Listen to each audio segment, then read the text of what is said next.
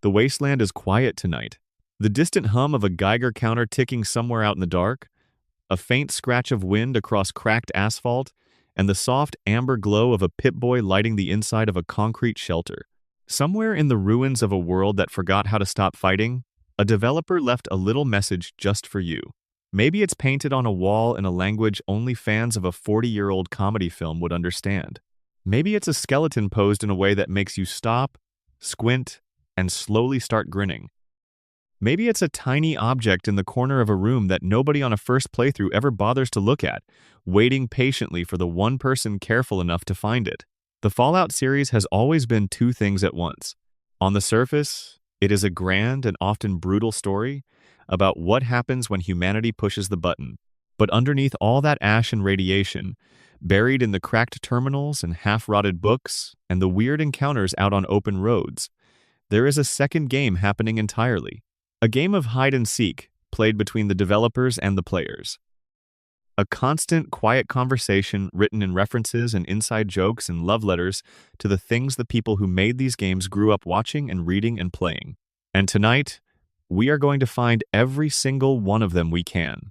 200 of them, to be exact. From the very first Fallout released back in 1997 to the sprawling online world of Fallout 76, this franchise has hidden more secrets per square inch of wasteland than almost any other series in gaming history. Some of them are huge, obvious, immediately recognizable. Some of them took dedicated fans years of methodical exploration and forum discussion to finally confirm. Some of them are genuinely moving. Some of them are so absurd you will laugh out loud at 2 in the morning and wake up whoever is sleeping next to you. All of them are worth knowing. So settle in, get comfortable. Let the wasteland come to you. Section 1. The Wasteland Before the Wasteland Origins. Developer History and Hidden Lore. Before we get to the games themselves and the hundreds of things hidden inside them, it helps to know a little about where the series came from, because the origin story of Fallout is itself one of the strangest and most interesting Easter eggs in gaming history, if you know where to look. Fallout was born at a company called Interplay, developed by a team led by a man named Tim Kaine, and it drew from a very particular well of inspiration. The visual language, the retro-futurist 1950s aesthetic, the mushroom clouds and vault boys and cheerful pre-war advertisements plastered over rubble, all of that came from a very specific kind of American anxiety. The kind that built fallout shelters under suburban lawns and taught school children to duck under their desks. The game was always intended to be a satire, a dark comedy wearing the clothes of a survival story. And that satirical DNA is baked directly into every Easter egg, every reference, every hidden joke. The developers were not just making a game. They were building a funhouse mirror version of American history and inviting you to walk around inside it. The very first Easter egg in the very first Fallout game, released in 1997, sets the tone perfectly. While wandering through the California desert southeast of the hub, players can stumble across a blue British police box sitting completely inexplicably in the middle of the wasteland. A blue box in the desert, in a post-apocalyptic America. If you have played the games and you understand what that means, you already know that the developers of Fallout were unashamed, enthusiastic nerds. That police box is a reference to Doctor Who, the long-running BBC science fiction series, and specifically to the TARDIS, the time-traveling police box that the Doctor uses to travel through space and time. There is no explanation for why it is there. There is no in-universe justification. The developers just loved Doctor Who, and so a police box is sitting in the desert, and if you find it, congratulations, you found the beginning of one of gaming's longest-running secret traditions. That same first game contained a reference to one of the developers himself. A bounty hunter named simply Chris Avallone appears in the game west of the followers of the Apocalypse compound as a small nod to the programmer of the same name who would go on to become one of the most celebrated writers. In RPG history, the Fallout Bible, a behind-the-scenes document written by Avallone himself, later confirmed this, noting with characteristic self-deprecation that the character has no past and no future. It was one of 5 billion developer in-jokes in Fallout 1 and 2, according to the document. The second entry in the series, Fallout 2, released in 1998, deepened this tradition to almost absurd degrees. The game was made during a golden era of irreverent game development when small studios could still afford to let their writers get weird. And Fallout 2's writers were very, very weird. The game's credits, for instance, contain cheerful little notes from the developers directly addressed to the player, a holdover that would eventually influence the Wild Wasteland trait in New Vegas much later. It was a way of saying, "We made this, we know you found it, and we are glad you did." One of the most quietly affecting Easter eggs in early Fallout history involves a character named Harold.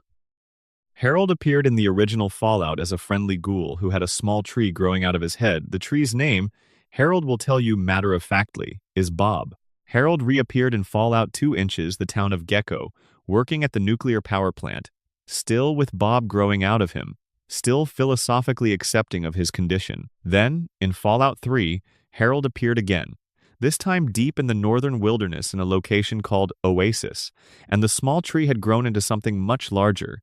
Harold had become immobile, rooted to the ground, slowly being consumed by the tree he once treated like a pet. His ending in that game depends entirely on player choice, and it is one of the most emotionally honest moments in the whole series. But the Easter egg is simply this: Harold survived. 3 games, multiple apocalyptic events, decades of in-universe time. The little guy kept going, and the developers kept him going because enough people loved him that it would have felt wrong to just let him disappear. Fallout 2 also contains one of the most famous and most beloved Easter egg traditions in the series: the developer commentary credits. If you finish the game and watch the credits roll, you get a straightforward list of names. But if you dig into the game's files, you find the unedited version, the version the developers apparently wrote for themselves, where everyone has a nickname and the whole thing reads less like a professional credit sequence and more like the inside of a high school yearbook from the late 1990s. This tradition of wacky credits would return much later in New Vegas's Wild Wasteland trait, which we will get to in detail. The name Fallout itself has an origin story worth mentioning. The series was originally going to use the GURPS role-playing system, the Generic Universal Role-Playing System, as its mechanical foundation. The license fell through during development, and the team built their own system called Special instead. But the ghost of GURPS never quite left. In Fallout 3, if you hack certain computer terminals, one of the possible passwords is the word GURPS. It is buried in there as a quiet callback to a deal that fell apart before most of the fanbase was even born. The developers remembered. They always remember. There is also the matter of the original Fallout's ending sequence, which shows a nuclear explosion in slow motion, while the game's narrator delivers one of the most famous opening lines in gaming history: "War. War never changes." Those words, spoken over the image of an expanding mushroom cloud, became the sonic signature of an entire franchise. But what many players do not know is that the specific framing of that image, the orange and red tones, the particular shape of the cloud was designed to look like a propaganda poster. Cheerful, almost inviting, as if nuclear annihilation is just something that happens and you simply get on with things afterward. The horror is dressed up in the aesthetics of optimism, and that gap between the visual style and the underlying truth is the foundation of everything Fallout has ever done. The two-headed cow, called a Brahmin, a fixture of every game in the series, is itself a reference to Hindu culture, specifically to the Brahmin cow, considered sacred in Hinduism. The name is both a joke about mutation and a quiet nod to one of the world's most recognizable religious symbols being repurposed as a pack animal in the ruins of America. It is the kind of layered reference that reveals just how much thought went into even the smallest details of the world. Dogmeat, the faithful canine companion who appears across multiple entries in the series, has his own origin story. The original Dogmeat was inspired by the dog in the 1975 film A Boy and His Dog, based on a novella by Harlan Ellison. In that story, a boy named Vic travels the post-apocalyptic wasteland with a telepathic dog named Blood. The original Fallout borrowed the aesthetic, the post-nuclear setting, and the idea of the boy and dog pairing, though it stripped out the more disturbing elements of Ellison's story. When Fallout 3 reintroduced Dogmeat as a German shepherd found near a junkyard in the capital wasteland, it was continuing a tradition that stretched back not just to the first game, but to a piece of 1970s speculative fiction. And in Fallout 4, Dogmeat gained his own codename in the development files: Dogmeat. Just that. The developers love him too. The Vault Boy, That cheerful, thumbs-up mascot visible on every perk screen and loading screen and advertisement in the games, has a specific artistic inspiration. His rounded cheeks and oversized thumb and permanent expression of sunny optimism were modeled partly after advertising mascots from the actual 1950s, that particular species of illustrated American happiness that existed before the counterculture came along. He is a symbol of Vault-Tec's corporate cheerfulness, a company that built underground shelters and ran experiments on the people inside them, and the gap between his relentless positivity and the horrors he is used to illustrate is one of the series' most sustained and effective jokes. One more piece of origin history worth knowing. The first Fallout game was originally set in a world entirely within Southern California and was going to be significantly shorter and more linear than what was eventually released. The open-world structure we now associate with the series was partly the result of the development team deciding that players should be able to go wherever they wanted, even if that meant the story became harder to control. That decision, made in the mid-1990s by a small team of developers in Irvine, California, is why Easter eggs are possible in Fallout at all. You cannot hide things for explorers to find if your game does not reward exploration. The freedom to roam is the freedom to discover, and everything else in this video is downstream of that original choice. Now, before we go any further, drop your location and time in the comments. Let me know where in the world you are watching this from, and if you have not already, subscribe. There are 200 secrets to get through tonight, and we are just getting started. Section 2. The Vaults hold their secrets. Vault-specific Easter eggs across all games.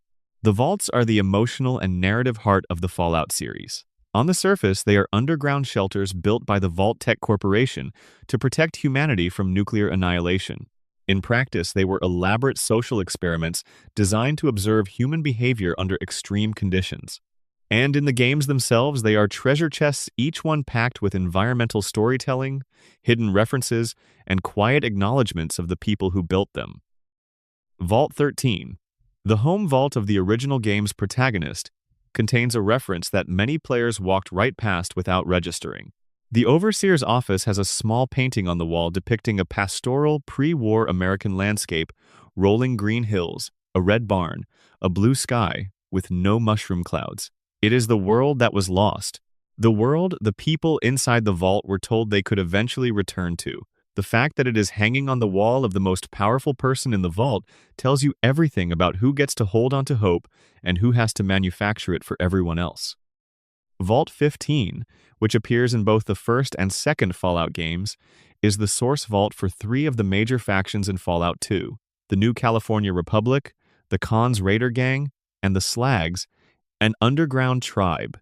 Players who came to Fallout 2 without having played the first game could easily miss this, but for those who had, the realization that one abandoned vault had splintered into 3 distinct and hostile cultures over the course of a few decades was a quietly devastating piece of world-building. The whole history of post-apocalyptic political fragmentation compressed into a single location note. Vault 21 inches. Fallout. New Vegas runs entirely on gambling. Every dispute, every resource allocation decision, every social interaction is settled by a game of chance. The residents of Vault 21 cannot even decide what to eat for breakfast without flipping a card. This is both a satire of Las Vegas culture, the game is set in the ruins of Nevada, after all, and a commentary on the absurdity of some of Vault-Tec's other experiments. At least the gambling vault is survivable. Most are not. What makes Vault 21 additionally charming as an Easter egg location is the small detail found in its guest rooms. Players who examine the room belonging to Sarah, the Vault 21 overseer, will find a photograph on a table beside her bed. The photograph depicts a couple, a man and a woman, and players who had spent time in Fallout 3 would recognize it immediately. It is the same photograph used in Fallout 3, the image of James and Catherine, the main character's parents. The developers at Obsidian were clearly Fallout 3 players themselves, and they slipped in this little moment of continuity as a gift to observant fans. Or, as the more cynical interpretation goes, it is simply a case of asset reuse. Either way, it is a photograph of people who loved each other, placed in a room in a different game, waiting quietly for someone to notice it. Vault 92, found in Fallout 3, was an experiment in music. The vault's residents were musicians, and they were unknowingly subjected to white noise experiments designed to test whether audio frequencies could alter human behavior. They could. The vault ended in violence.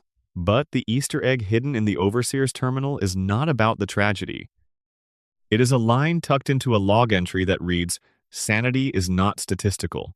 This is a reference to George Orwell's 1984, specifically an inversion of the line, "Sanity is statistical," from that novel, the suggestion being that if everyone believes something, it becomes true by default.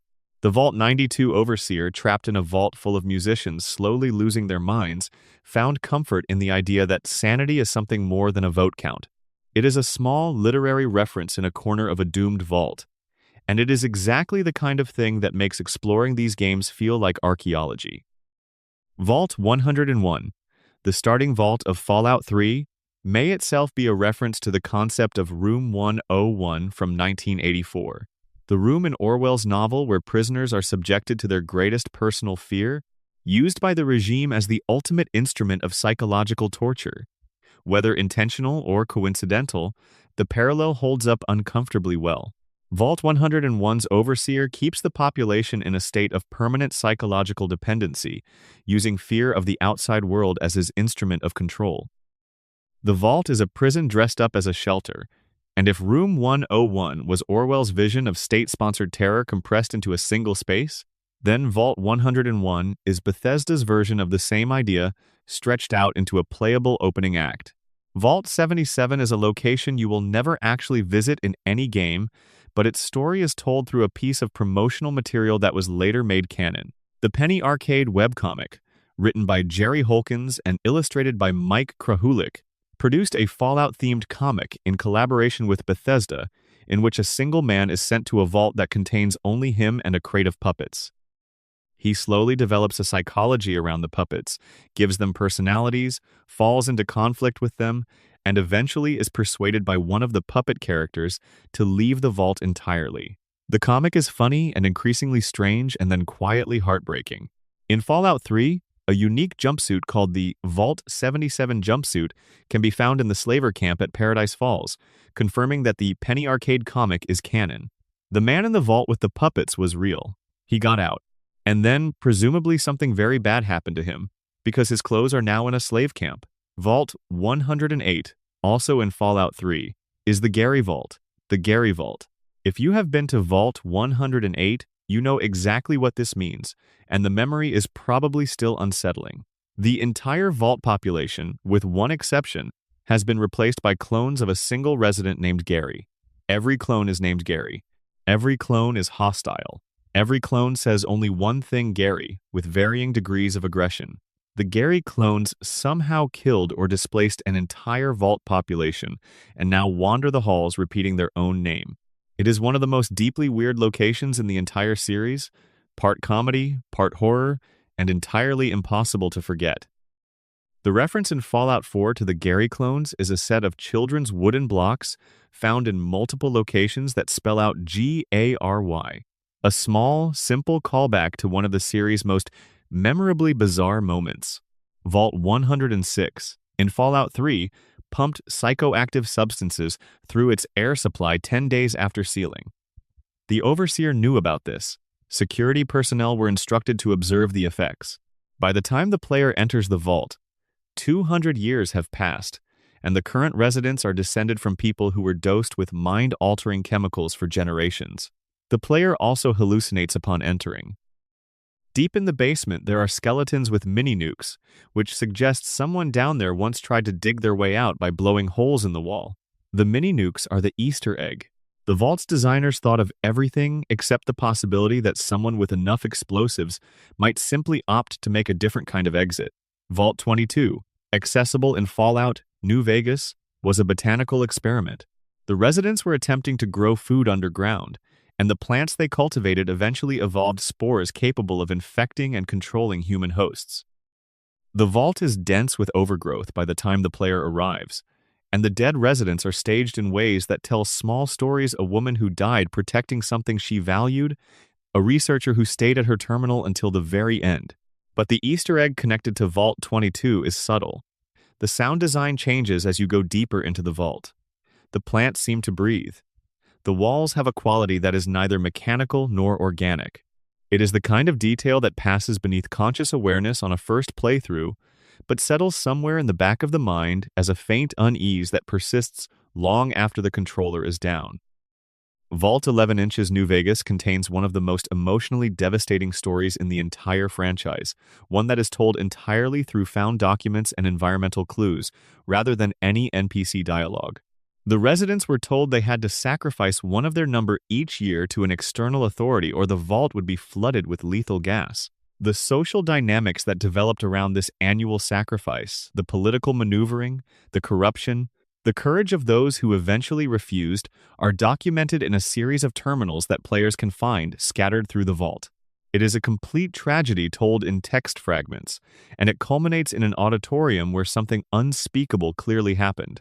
The Easter egg is the final recording, which reveals what would have happened if the residents had refused from the beginning. They were never going to be harmed. The vault was testing whether they would harm each other if they believed it was necessary, and they did, every single year. Vault 34, the Armory Vault in New Vegas, was the reverse of what you might expect. It was stocked with so many weapons and so little else that conflict was essentially guaranteed. The residents of Vault 34 split into factions and went to war, flooding the lower levels when someone breached the water system. The ghouls who now wander its flooded corridors are the descendants of the people who survived the initial conflicts. The Easter egg here is not a pop culture reference but a design philosophy. Every vault tells its story through its layout, its loot, its environmental details. Vault 34 is shaped like a military installation because the people inside it turned everything into a military conflict. The architecture itself is the joke. In Fallout 4, the safe test administered at the settlement of Covenant is functionally identical to the GOAT test taken at the beginning of Fallout 3. The GOAT stands for Generalized Occupational Aptitude Test, and it is a hilariously unserious exam in which the questions bear no relationship to the answers, and the whole thing seems designed to confuse rather than assess. The safe test in Fallout 4 is asking the same kind of questions for the same kind of inscrutable reasons. The joke, if you remember it from Fallout 3, is that these tests still exist, are still being administered, and are still completely meaningless. Vault-Tec's bureaucratic legacy outlasted the civilization that produced it. There is also Vault 81 Inches Fallout 4, which was originally designed as an experiment in disease cures. The overseer on duty when the vault sealed refused to allow Vault-Tec's experiments to be carried out, so the vault simply became a functioning shelter rather than a laboratory. This is one of the few vaults in the whole series where the residents are actually doing relatively okay. And buried in the back of the vault, accessible through a quest, is the original experimental chamber where a researcher named Dr. Olivet spent years trying to develop cures for diseases using the vault's test subjects, which were supposed to be the residents themselves. The Easter egg is Dr. Olivet's research terminal, which documents her growing horror at what she was being asked to do. She was a doctor. She was supposed to heal people. The contrast between her intentions and her employers is Fallout in miniature. Vault 111, the starting vault of Fallout 4, contains a hidden weapon behind a master-level locked door near the cryo-storage area. The weapon is called the Cryolator, and under normal circumstances, you cannot access it at the beginning of the game without very high lockpicking. But here is the Easter egg. If you return to Vault 111, with Dogmeat as your companion, and order him to fetch in the direction of the locked case, he can clip through the door and retrieve the Cryolator for you. This works because Dogmeat's fetching mechanic does not respect door geometry, and the result is that the game's most loyal companion can get you a very powerful early weapon through what amounts to a technical loophole. Whether this was intentional or an accident that the developers decided to leave in place, it is one of the most charming little moments of vault exploration in the whole franchise. Section 3. The Capital Wasteland Whispers Fallout 3's Pop Culture Deep Dive. Fallout 3 arrived in 2008, the first entry in the series under Bethesda's ownership, and it came loaded with more pop culture references per square foot of wasteland than almost any game released that year. The development team clearly went into that project with a list of things they loved and a mandate to hide as many of them as possible. Start with the McClellan family townhome, found at 2096 Bradley Lane in Georgetown North in the Capitol Wasteland. On first glance, it appears to be a standard ruin house. Slightly more furniture than usual, slightly more detail in the environmental arrangement. But for players familiar with Ray Bradbury's short story collection, The Martian Chronicles, specifically the story There Will Come Soft Rains, the house is immediately recognizable as a direct homage. In Bradbury's story, a fully automated house continues to run its routines long after its human occupants have been killed in a nuclear war, making breakfast, playing music, reading poetry to an empty room. In Fallout 3's version, a Mr. Handy robot named A3-21 continues to maintain the house, reading a poem aloud to the long-dead McClellan family. The family's dog died in the yard. The house is still running. The poem the robot reads is not Bradbury's poem, but it functions the same way, as a eulogy for people who are no longer there to hear it. Developer Joel Burgess later confirmed on social media that the McClellan house was his proudest Easter egg in the entire game. The Children of Atom, the religious cult that worships the unexploded nuclear bomb in the center of Megaton, are a direct reference to the 1970 film Beneath the Planet of the Apes. In that movie, a group of mutant humans living in the ruins of New York have developed a religion centered around an intact nuclear warhead, which they worship as a god and ultimately detonate. The Fallout 3 version of this is gentler. The Children of Atom are strange but mostly peaceful, at least in Megaton, but the image of people kneeling before an atomic bomb and calling it divine is pulled directly from that film. Mr. Gutsy, the flying combat robot found throughout the Capitol Wasteland, has a line it says frequently in combat: "There is nothing I like better than the smell of plasma in the morning." This is a direct reworking of Robert Duvall's famous line from Apocalypse Now: "I love the smell of napalm in the morning." The substitution of plasma for napalm is doing a lot of work.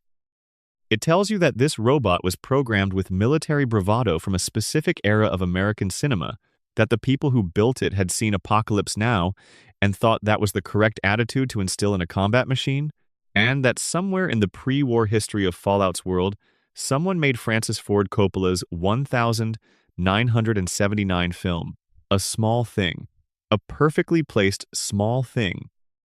The quest, A Nice Day for a Right Wedding, is a play on the Billy Idol song White Wedding, which includes the line, "It's a nice day for a white wedding." The quest name strips the racial implication while keeping the reference legible to anyone who grew up listening to Billy Idol, which at least some people in Bethesda's 2008 development team clearly did. Callahan's Magnum, the strongest revolver in the game, is named after Inspector Harry Callahan, the San Francisco detective played by Clint Eastwood in the Dirty Harry films. In Fallout 3, the weapon's description contains a paraphrase of one of the most quoted lines in 1970s cinema, being the most powerful handgun in the wasteland, capable of taking your head clean off. You have to ask yourself one question: are you feeling lucky? The developers gave themselves permission to be obvious about this one, and they used that permission well. The perk called Escalator to Heaven is a reference to Led Zeppelin's Stairway to Heaven. The name swap from stairs to escalator maintains the vertical journey imagery while recontextualizing it as something efficient and mechanical rather than spiritual. Very on brand for a franchise that loves to find the mundane detail inside the grand concept. Three Dog, the radio DJ of Galaxy News Radio, and one of the most memorable characters in Fallout 3, has a line he says frequently when discussing radiation: "Remember, only you can prevent human flesh fires." This is a reference to Smokey Bear's public service campaign, which ran for decades with the message, "Only you can prevent forest fires." Replacing forest with human flesh fires is a good joke. The absurdity of the fire prevention framing applied to nuclear radiation is very Fallout, a franchise that has always been most comfortable when taking something familiar and twisting it until the dark implications start to show through the cheerful surface. The combination to Billy Creel's safe in Megaton is 15, 16, 23, 42. Players who were watching Lost during Fallout 3's development, and there were many of them, given that 2008 was during Lost's peak cultural moment, would recognize these as part of the sequence of numbers that appears throughout that show. The full sequence in Lost is 4, 8, 15, 16, 23, 42. The Fallout 3 version drops the 4 and the 8, which may be a deliberate choice to suggest that whoever set this combination was a Lost fan who could not quite remember all the numbers, or it may simply be that the developers wanted to use only 4 digits for a safe combination. Grognak the Barbarian, the in-game comic book series that appears in multiple Fallout titles, is directly modeled on Conan the Barbarian, Robert E. Howard's sword and sorcery hero. The covers of the Grognak comics mirror the painted covers of the real Conan novels, and comics from the 1970s and 1980s, all dramatic poses and barely clothed fantasy combat. In a world of nuclear devastation, people still want to read stories about muscular men solving problems with swords. Some cultural constants survive the apocalypse. One of the more obscure references in Fallout 3 involves the naming of several major characters in the Lincoln Memorial area of the game. The liberation of the slaves in the Capital Wasteland features an NPC named Leroy Walker, who is named after Leroy Pope Walker, the first Confederate Secretary of War. Another character is named Bill Seward, after William Seward, Lincoln's Secretary of State. A third is named Caleb Smith, after Lincoln's Secretary of Interior. These names are not accidents. Bethesda's writers were making a point about the historical legacy of the Civil War playing out in miniature in a post-apocalyptic setting, and they wrote it into the names of the people involved without putting a flashing sign above it. The Nuka-Cola brand, one of the most recognizable elements of the Fallout universe, is a thinly veiled version of Coca-Cola, complete with matching bottle shapes, vintage advertising aesthetics from the 1950s, and a corporate cheerfulness that masks something much less wholesome. In Fallout 3, one character named Sierra Petrovita is presented as addicted to Nuka-Cola, specifically to the quantum variant with its glowing blue color. She gives a long speech about the history of the drink that functions as a parody of the kind of brand evangelism associated with Coca-Cola. The joke underneath the joke is that the original Coca-Cola formula contained cocaine, and Sierra's level of devotion to her favored beverage is being played with that knowledge in mind. The USS Ozymandias, a natural gas survey ship that can be found wrecked just off the coast in the Point Lookout DLC, takes its name from Percy Bysshe Shelley's most famous poem, in which the ruins of a great king's monument stand as a testament to the impermanence of power. The ship's name is a reference to the poem is already about ruins, and Fallout is a game made of them, and the developers wanted to make sure you knew they had read it. In the Mothership Zeta DLC, a character named Sally finds herself in the waste disposal area of an alien spacecraft and says, "What an incredible smell you've discovered." Anyone who has seen Star Wars Episode 4 will recognize this immediately, as a line spoken by Han Solo when Princess Leia opens a garbage chute on the Death Star. The fact that a small child on an alien spaceship is casually quoting Star Wars suggests either that Star Wars exists in the Fallout universe, which would be a deeply weird implication, or more likely that this is simply the writers having fun, which is the correct interpretation. The Vault 77 jumpsuit, mentioned earlier, references the Penny Arcade canon Fallout comic, but there is more to the Paradise Falls Easter egg than just the jumpsuit. The large bronze statue at the center of the slaver camp is modeled after the Big Boy restaurant mascot, that round-faced boy holding a hamburger, which is one of the most recognizable fast food icons in American history. The big boy standing in the middle of a slaver settlement is an image that rewards you the longer you look at it.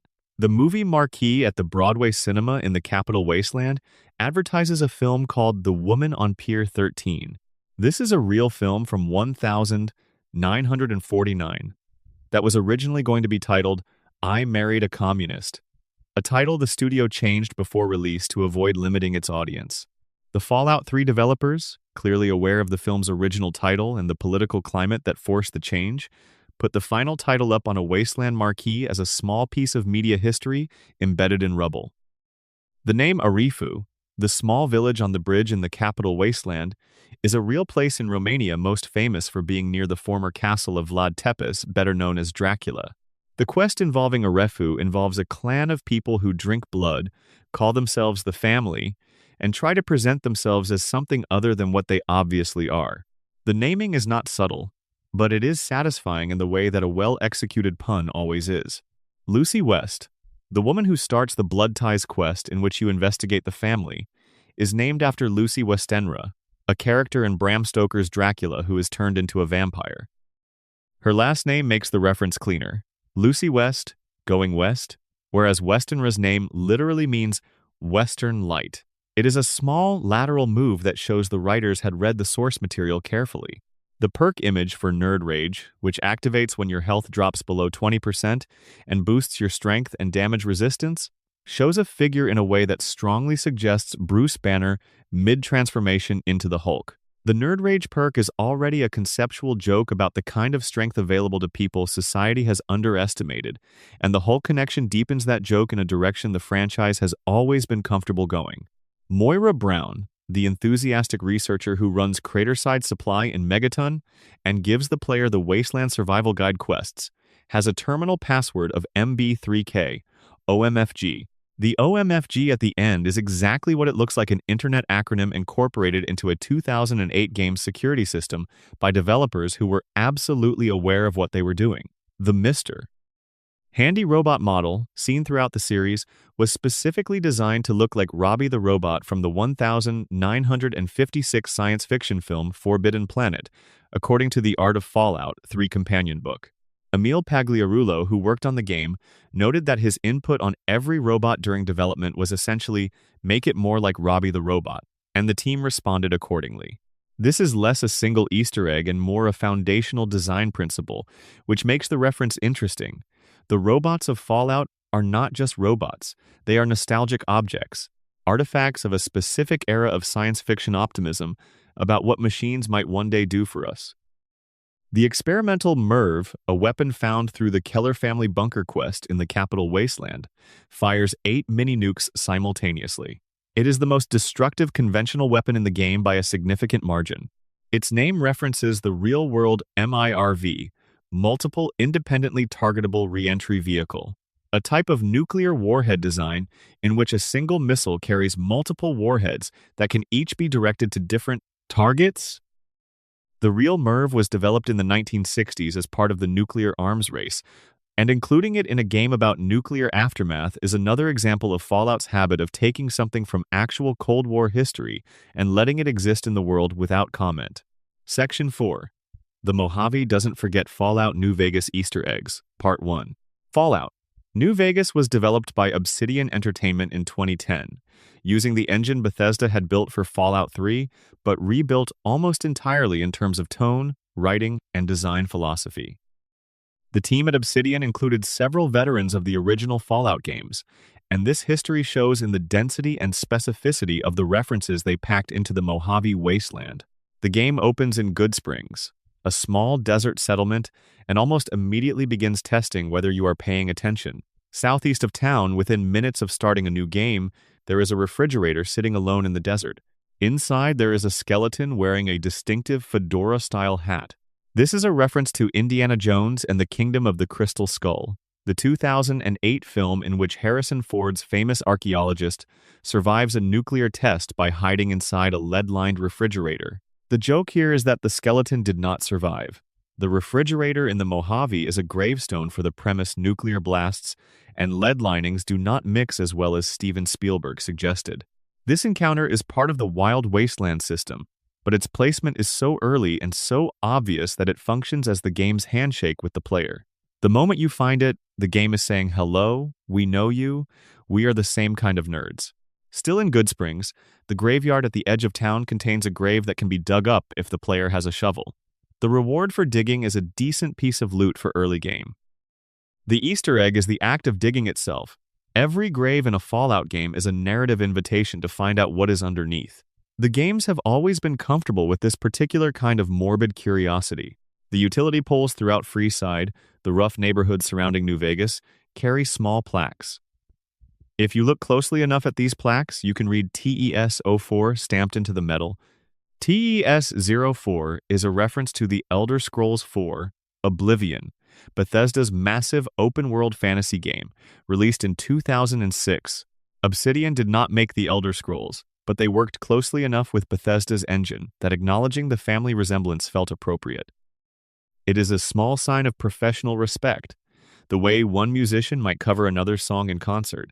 The companion Marcus, the super mutant who lives in Jacobstown and can be recruited as a follower, is voiced by Michael Dorn, who most people know as the actor behind Worf in Star Trek The Next Generation. During combat, Marcus will occasionally shout, "I am not a merry mutant." This is a reference to a specific scene in the episode Cupid from the 4th season of The Next Generation, in which Q transports the crew to a recreation of the Robin Hood story and forces Worf to play one of the merry men. Worf was not pleased. The line became famous enough that the Fallout writers, knowing Michael Dorn was providing the voice, wrote a variant into Marcus's combat dialogue. The joke exists in a very specific overlap between one actor's resume and a very particular memory from 1991. Jacobstown also contains references to the fate of another beloved Fallout 2 character. A Nightkin named Lily lives there, and her weapon of choice is a blade made from a vertibird rotor. This rotor was salvaged from a crashed vertibird found near Klamath in Fallout 2. That vertibird was piloted by a woman named Daisy Whitman, who crashed it during a mission and survived. By Fallout. New Vegas. Daisy Whitman is living in Novak, an older ghoul who casually mentions her flying career in conversation. The connection between these three details, the crash site in Fallout 2, the rotor that became a weapon, the pilot who survived and aged into an NPC in a different game 200 years later, is the kind of long-form world-building continuity that rewards the most dedicated players.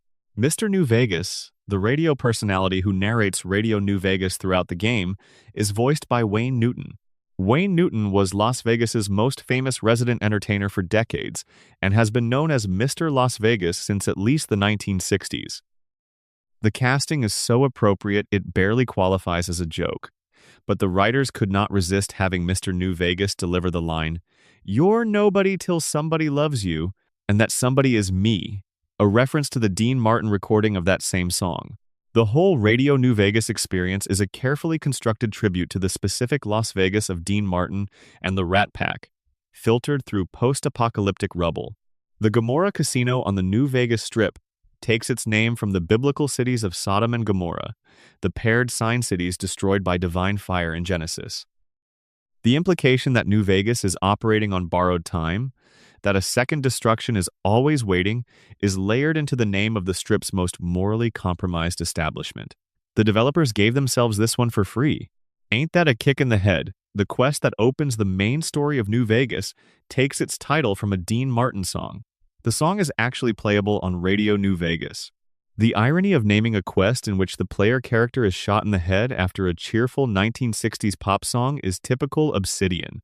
The tonal contrast between the song's bouncy charm and the event it's naming functions as a miniature version of the whole game's aesthetic. The character Hadrian, a ghoul comedian performing at the Atomic Wrangler early in the game, is based on Don Rickles, the legendary Las Vegas insult comedian. When Hadrian later performs at the Aces Theater in the Tops Casino, he delivers a line to Mr. Swank, the casino's owner, that directly mirrors a famous real Rickles joke. At a show in Las Vegas, Rickles once said to Frank Sinatra, "Make yourself at home. Frank hit somebody." In Fallout New Vegas, Hadrian says to Swank, "Swank is here. Ladies and gentlemen, make yourself at home. Swank hit somebody." The specificity of this reference is remarkable. The writers knew the Rickles joke. They knew they had an audience that would know the Rickles joke. They wrote it in. The unique brass knuckles called Love and Hate, found on the body of a specific Viper gang member, reference two things simultaneously. The immediate visual reference is to the character Radio Raheem in Spike Lee's Do the Right Thing, who wears brass knuckles spelling out love and hate. The deeper reference is to the character Max Cady in the 1955 film The Night of the Hunter, played by Robert Mitchum, who has love and hate tattooed across the knuckles of both hands and delivers a famous monologue about the eternal struggle between the two. The choice to layer both references into a single weapon in a post-apocalyptic desert game is the kind of literary density that distinguishes Obsidian's writing at its best. The quest Volare, which involves helping the Boomers, an isolationist community at Nellis Air Force Base, raise a bomber from Lake Mead, takes its title from an Italian song. The song's full title is Nel Blu dipinto di Blu, which translates roughly as In the Blue, Painted Blue, and its most famous English-language recording was by Dean Martin. The choice to name a quest about raising an aircraft from the bottom of a lake after an Italian pop song about the color of the sky is charming and slightly absurd in the best possible way. Joshua Graham, the burned man who serves as a central figure in the Honest Hearts DLC, speaks almost entirely in biblical quotations, paraphrases, and references. He cites Psalms, references Revelation, compares characters to figures from the Gospels. His characterization as a once violent man, now attempting to reconcile faith with the practicalities of survival, is one of the most complete character studies in the series, and the biblical density of his dialogue is not decoration. It is argument. He is a man trying to live inside a text that does not entirely accommodate the world as he finds it, and every scriptural reference he makes is an attempt to close the gap between what the text promises and what the desert delivers. The Goodsprings graveyard contains several graves with readable headstones, and one of them is for a character named Ringo. The name Ringo, in a Western setting, is a reference to the 1966 spaghetti Western film Django, which featured a character named Ringo as a gunfighter archetype. The reference is loose, more of an aesthetic gesture than a specific callback, but the graveyard placement makes it work. Westerns have always been about the cost of violence measured in graves, and New Vegas is a Western in post-apocalyptic clothing. The Twin Mothers, a peaceful tribe in the Honest Hearts DLC, get their name from a genuine piece of Native American cultural tradition. The developers at Obsidian consulted with sources on the cultures of the Southwest in developing the DLC, and the names of the tribes, the landscape descriptions, and several specific cultural details reflect a level of research that went beyond what was strictly necessary. The Easter egg here is care. The care shows. Section 5. Wild Wasteland and Weirder Things. New Vegas Easter Eggs, Part 2. If Fallout. New Vegas has a single feature that encapsulates its relationship with its own absurdist tradition. It is the Wild Wasteland trait. Available at character creation, this optional trait unlocks a series of encounters and modifications throughout the game that function as a dedicated Easter egg layer built directly into the game's structure. The developers at Obsidian knew that some of their team wanted to put in wacky content, and some of their team did not want it to ruin the tone, so they put all the wacky content behind an opt-in switch and called it a personality trait. You can literally choose whether you want your Fallout to be weird. The decision was made by director Josh Sawyer, who confirmed in interviews that the trait was a compromise solution to an internal disagreement. The team that wanted the strange stuff wanted it everywhere. The team that wanted a straight-faced tone wanted none of it. By putting it all behind the Wild Wasteland trait, both sides got what they needed. Players who wanted every Star Trek reference and Monty Python joke could have them. Players who wanted to experience the Mojave as a serious post-apocalyptic space could do that too. The Wild Wasteland system was also influenced directly by the special encounters in the original Fallout games, random discoveries in the overworld that were disconnected from the main narrative but rewarded players for wandering off the beaten path. In Fallout 1 and 2, these encounters included things like the TARDIS, a crashed spacecraft, and a sequence of events that referenced Monty Python's Holy Grail. New Vegas's Wild Wasteland trait was Obsidian honoring that tradition while organizing it into something that would not blindside players who had not signed up for it. With Wild Wasteland active, the first encounter southeast of Goodsprings replaces a standard mercenary camp with an alien landing site. 4 aliens emerge from a small spacecraft and attack. One of them drops the Alien Blaster, a weapon that appeared in Fallout 3 and was found in that game through a similar alien encounter event. This is both a callback to Fallout 3 and a replacement of a non-Wild Wasteland encounter. The mercenary camp that exists in the non-Wild Wasteland version of the game contains the YCS-186, a unique Gauss rifle. You can have one or the other, but not both. The choice is the Easter egg. The holy frag grenades found in the Camp Searchlight Church basement carry a painted white cross and function essentially as mini nukes with a religious aesthetic. The box they come in has the number 5 crossed out and replaced with a 3. This is a reference to the scene in Monty Python and the Holy Grail where King Arthur counts to 5 before throwing the Holy Hand grenade of Antioch, is corrected that the count should be 3 and then proceeds to count 1, 2, 5 before being corrected again. The crossed out 5 is the writer saying they know the scene well enough to get the detail right. Also in the Wild Wasteland layer, The spray paint on a building in Cottonwood Cove reads, Romanes unt domus. Latin students will recognize this immediately as a grammatically incorrect version of Romans go home specifically. It is the version that appears in Monty Python's Life of Brian, where Graham Chapman's character is made by a Roman soldier to correctly conjugate the phrase hundreds of times as punishment. The joke has 3 layers. The original Latin joke in the film, the recreation of it in post-apocalyptic graffiti, and the additional layer that the culture leaving graffiti in Cottonwood Cove is Caesar's Legion, a faction explicitly modeled on the Roman Empire. The Romans are writing go-home graffiti on a wall in their own territory, which is very much in the spirit of the scene in Life of Brian. The Dead Money DLC contains a Wild Wasteland moment in which the companion known as Dog and God says Om Nom Nom while eating a ghost person. This is a direct reference to Cookie Monster from Sesame Street, who makes a similar sound while consuming cookies with unsustainable enthusiasm. The contrast between the horrifying act of eating a ghost person and the cheerful Cookie Monster reference is characteristic of how Wild Wasteland uses pop culture. It makes the disturbing funny by wrapping it in something familiar, and then makes the familiar unsettling by connecting it to something disturbing. The fossilized dog named Seymour in the Cave of the Abaddon in the Lonesome Road DLC is one of the most emotionally affecting Easter eggs in the series. Seymour shares his name with Fry's dog from the Futurama episode Jurassic Bark, in which it is revealed that the dog waited faithfully for Fry to return every day until the day he died. The episode is considered one of the saddest in Futurama's history.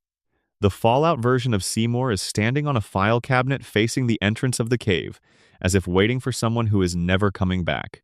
If you know the Futurama episode, finding this dog is a genuinely quiet and melancholy experience. The Old World Blues DLC, set in the Big Empty, contains a series of walking eye robots that wander the magnetohydraulics complex. These are references to the television series The Prisoner, a 1960s British show in which a similar spherical robotic entity called Rover was used as a surveillance and enforcement mechanism by the Village, the mysterious location in which the protagonist is held captive. The Prisoner was a deeply paranoid show about institutional control and individual freedom, which makes it a perfectly natural reference in a setting about what happens when the people running the institutions lose their minds. Also in Old World Blues, the X8 Research Center contains a room where cyberdogs are normally engaged in training exercises, watching projections on a classroom wall. With Wild Wasteland active, these cyberdogs are instead sitting around a table playing poker. This is a reference to the famous series of paintings by Cassius Marcellus Coolidge, often referred to simply as Dogs Playing Poker, which depicted anthropomorphized dogs engaged in card games, and which became one of the most widely reproduced images in American popular culture. The joke here is deadpan. Of course, the cyberdogs in a mad science facility play poker. What else would they do? The Lonesome Road DLC ends with the player being given the option to launch nuclear missiles. If you have the Wild Wasteland trait and you choose to launch at both the NCR and Caesar's Legion, the ending slide shows the Unification Monument at the Mojave Outpost, buried in sand, with the narrator describing what you have done in terms drawn directly from the final scene of Planet of the Apes. In that scene, Charlton Heston's stranded astronaut discovers the Statue of Liberty buried on a beach and realizes that the planet he has been on is Earth, that humanity destroyed itself. The Fallout version uses the same visual structure and the same emotional beat. You made this happen. You finally really did it. The companion Arcade Gannon, a doctor traveling with the courier, is voiced by Zachary Levi, who most audiences in 2010 knew from the television comedy Chuck. Gannon's characterization as a somewhat sheltered intellectual, who is nonetheless capable of more strength than he initially appears to have, mirrors certain aspects of Chuck's protagonist in that show, which may or may not be intentional but feels appropriate. In The Quest, I Put a Spell on You, the character Captain Ronald Curtis can blurt out the line, "You're getting too close, Shamus," when cornered. This is a reference to the educational game, where in the US, A is Carmen Sandiego, in which NPCs frequently throw out mysterious lines to the detective player. The Carmen Sandiego reference landing in a Fallout espionage quest is so unexpected that the first time you encounter it, there is a genuine half-second delay before recognition sets in. The Pip-Boy Model 3 Billion. The gold-colored, customized Pip-Boy the player can wear is called the Pimp-Boy 3 billion within the game's files, and is referred to with that name in certain dialogue. If the player wears it during a Wild Wasteland encounter near Freeside, the background music changes to a distinctive funk groove. This is a reference to the aesthetic language of 1970s blaxploitation cinema, filtered through the lens of a post-apocalyptic game set in the American Southwest, and it works as well as it sounds like it should not. The encounter at the Ultra Lux Hotel involving a CSI Miami reference is especially committed to its joke. With Wild Wasteland active, the investigator in the murder case becomes a character named Crusoe, who bears a strong resemblance to David Caruso's Horatio Caine character from the show, including the sunglasses found on his body. Caine was famous for delivering a one-liner and then dramatically putting on sunglasses before the Who's Won't Get Fooled Again kicked in. The Fallout version finds Crusoe dead and fully equipped with his signature eyewear, as if he arrived to deliver a final quip and the Mojave did not give him the chance.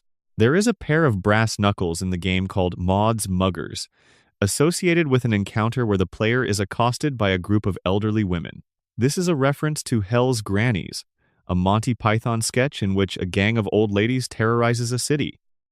The Fallout version puts these women in Freeside, which is already one of New Vegas's more dangerous neighborhoods, and lets them assault the player on sight. The image of a battle-hardened courier being jumped by grandmothers because of an optional trait they picked at character creation is peak Obsidian. The password "Too Many Secrets" found on the Eastern Reflector Control Terminal at the Helios 1 solar power plant is a reference to the 1992 thriller Sneakers, in which a group of security experts discover that a device can decrypt any encryption. The code phrase in the film is, "My voice is my passport. Verify me," and "Too Many Secrets" is the anagram the characters use to find it. Both passphrases appear in New Vegas, on the eastern and western terminals respectively, waiting for whoever is informed enough to recognize them. The two-headed Brahmin cows that appear in every game have a name with religious significance, as noted earlier, but in New Vegas they also serve a functional Easter egg role. Players can physically tip Brahmin by pressing the action button near one. The Brahmin protests with a loud noise and gets back up. This counts toward a challenge called Knocked Up that requires the player to knock down enemies. A Brahmin counts as an enemy for this challenge. The entire mechanic is a reference to the real-world myth of cow tipping, the supposed practice of sneaking up on sleeping cows and pushing them over, which is, in reality, impossible to do, because cows do not sleep standing up and are considerably larger and more alert than the legend suggests. Fallout lets you do it anyway, because the wasteland is more accommodating than real life. Section 6. The Commonwealth's Hidden Stories Fallout. 4 Easter eggs. Fallout 4 arrived in 2015, set in the ruins of Boston and the surrounding Commonwealth of Massachusetts. It represented Bethesda's most ambitious attempt to build a post-apocalyptic open world with the density and variety to reward hundreds of hours of exploration, and in that ambition, the Easter egg count reflects the scope of the undertaking. The Prost Bar, located southwest of the Massachusetts State House and west of Swans Pond, is one of the most fully realized pop culture references in the game. The bar itself is a recreation of the central setting of Cheers, the 1980s sitcom set in a Boston bar where everybody knows your name. The real bar that Cheers was based on is also in Boston, not far from where the Commonwealth location sits in-game. The Prost Bar contains baseball memorabilia on the walls, mismatched furniture, and 2 familiar skeletons in the spots where Norm and Cliff would typically be sitting. Prost is the German word for cheers, which adds an additional layer of translation joke to the whole thing. The Terminator 2 reference is subtle enough that many players who know the film still walk past it. When the Institute's director Sean gives the player access to his terminal, the passcode is 9003. This is the same pin that John Connor uses in Terminator 2, Judgment Day, when he withdraws money from an ATM near the beginning of the film. The choice to make this the access code for the most secure facility in the game is either a joke about the Institute's founder having watched the film, or a hint that the developers thought about their own audience carefully enough to reward attentive watchers. In the Nuka World DLC, players who enter the Kitty Kingdom theme park section while wearing power armor will trigger a line from the zone's villain, Oswald the Outrageous, who says over the PA system, "What's wrong, Tin Man? Having trouble finding the wizard?" Personally, I would have figured you for the Scarecrow. This is a reference to the Tin Man, Scarecrow, and Wizard from The Wizard of Oz, recontextualized as an insult to a player character in power armor. The implication that you look like something mechanical and hollow, searching for a brain, is a genuinely good wasteland taunt. The flux sensor junk item can be examined by the player to reveal a serial number. That serial number corresponds to the Nostromo, the spacecraft in Ridley Scott's 1979 film Alien, on which an extraterrestrial creature killed the crew one by one. The Nostromo's registry number is stamped on what appears to be a mundane piece of junk in the Boston rubble. It is the kind of detail that requires a player to pick up every piece of trash they find and look at it carefully, which is either an extremely committed Easter egg or a satire of exactly the kind of player behavior Bethesda games encourage. The Vault 118 location in the Far Harbor DLC contains a recreation of the beach scene from the ending of The Truman Show, the 1998 film, in which Jim Carrey's character discovers that his entire life has been a television production and he is the unwitting star. The artificial beach in Vault 118 features the same sailboat visible in the film's final shot, positioned against an artificial sky backdrop that mimics the curved wall of the dome at the end of the film. The reference is precise enough that it suggests someone on the Far Harbor development team either loved The Truman Show deeply or sat through it very recently during production. The Prydwen, the massive airship belonging to the Brotherhood of Steel that serves as a floating headquarters throughout Fallout 4, takes its name from the ship of King Arthur in Welsh mythology. Prydwen appears in the Welsh poem Prydau Anwefnen as the name of Arthur's ship used to journey to the other world. The Brotherhood of Steel, with their emphasis on chivalric codes, hierarchical loyalty, and the preservation of powerful technology, has always had medieval knight imagery baked into their aesthetic. Naming their flagship airship after the boat of Arthurian legend is a naming choice that rewards people who paid attention in a Welsh literature class. The Settlement of Covenant and its safe test, the test that all visitors must pass before being allowed entry, is a direct callback to the GOAT test in Fallout 3. The questions are different but equally nonsensical, and the purpose is the same, to make the player feel like they are being assessed by an institution that does not entirely understand what it is doing. The difference in Fallout 4 is that the safe test has a darker purpose, which the player discovers when they investigate further. The Easter egg turns into a plot point. Swan, the enormous super mutant behemoth who lives in Swan's Pond near the Boston Common, has a backstory contained in the game's files that compares him almost exactly to Charlie Gordon in the short story Flowers for Algernon by Daniel Keyes. In the story, a mentally disabled janitor undergoes surgery that dramatically increases his intelligence, only to have the effects slowly reverse until he returns to his original state. Swan was once a man named Edward Swan who volunteered for a program at Mass Fusion that promised to increase his intelligence. The program worked for a while, and then it did not, and then it made things significantly worse. The name even carries the echo of the original, Swan to Swan. The unique Protectron named Tin Man, found at the Easy City Downs robot racetrack, is a direct Wizard of Oz reference, a mechanical man who wants a heart. In the Nuka World DLC, if the player is wearing power armor when Oswald the Outrageous mocks them, he references the Tin Man, the Scarecrow, and the Wizard in a single speech, demonstrating that the Wizard of Oz reference layer in this game is multi-level and intentionally organized. Eddie Winter, the mob boss whose pre-war crimes form the core of Nick Valentine's character arc, is based on Howard Howie Winter, the second boss of the Winter Hill Gang in Boston. The real Howie Winter was ultimately brought down by the testimony of James Whitey Bulger, who was an FBI informant operating under deep cover.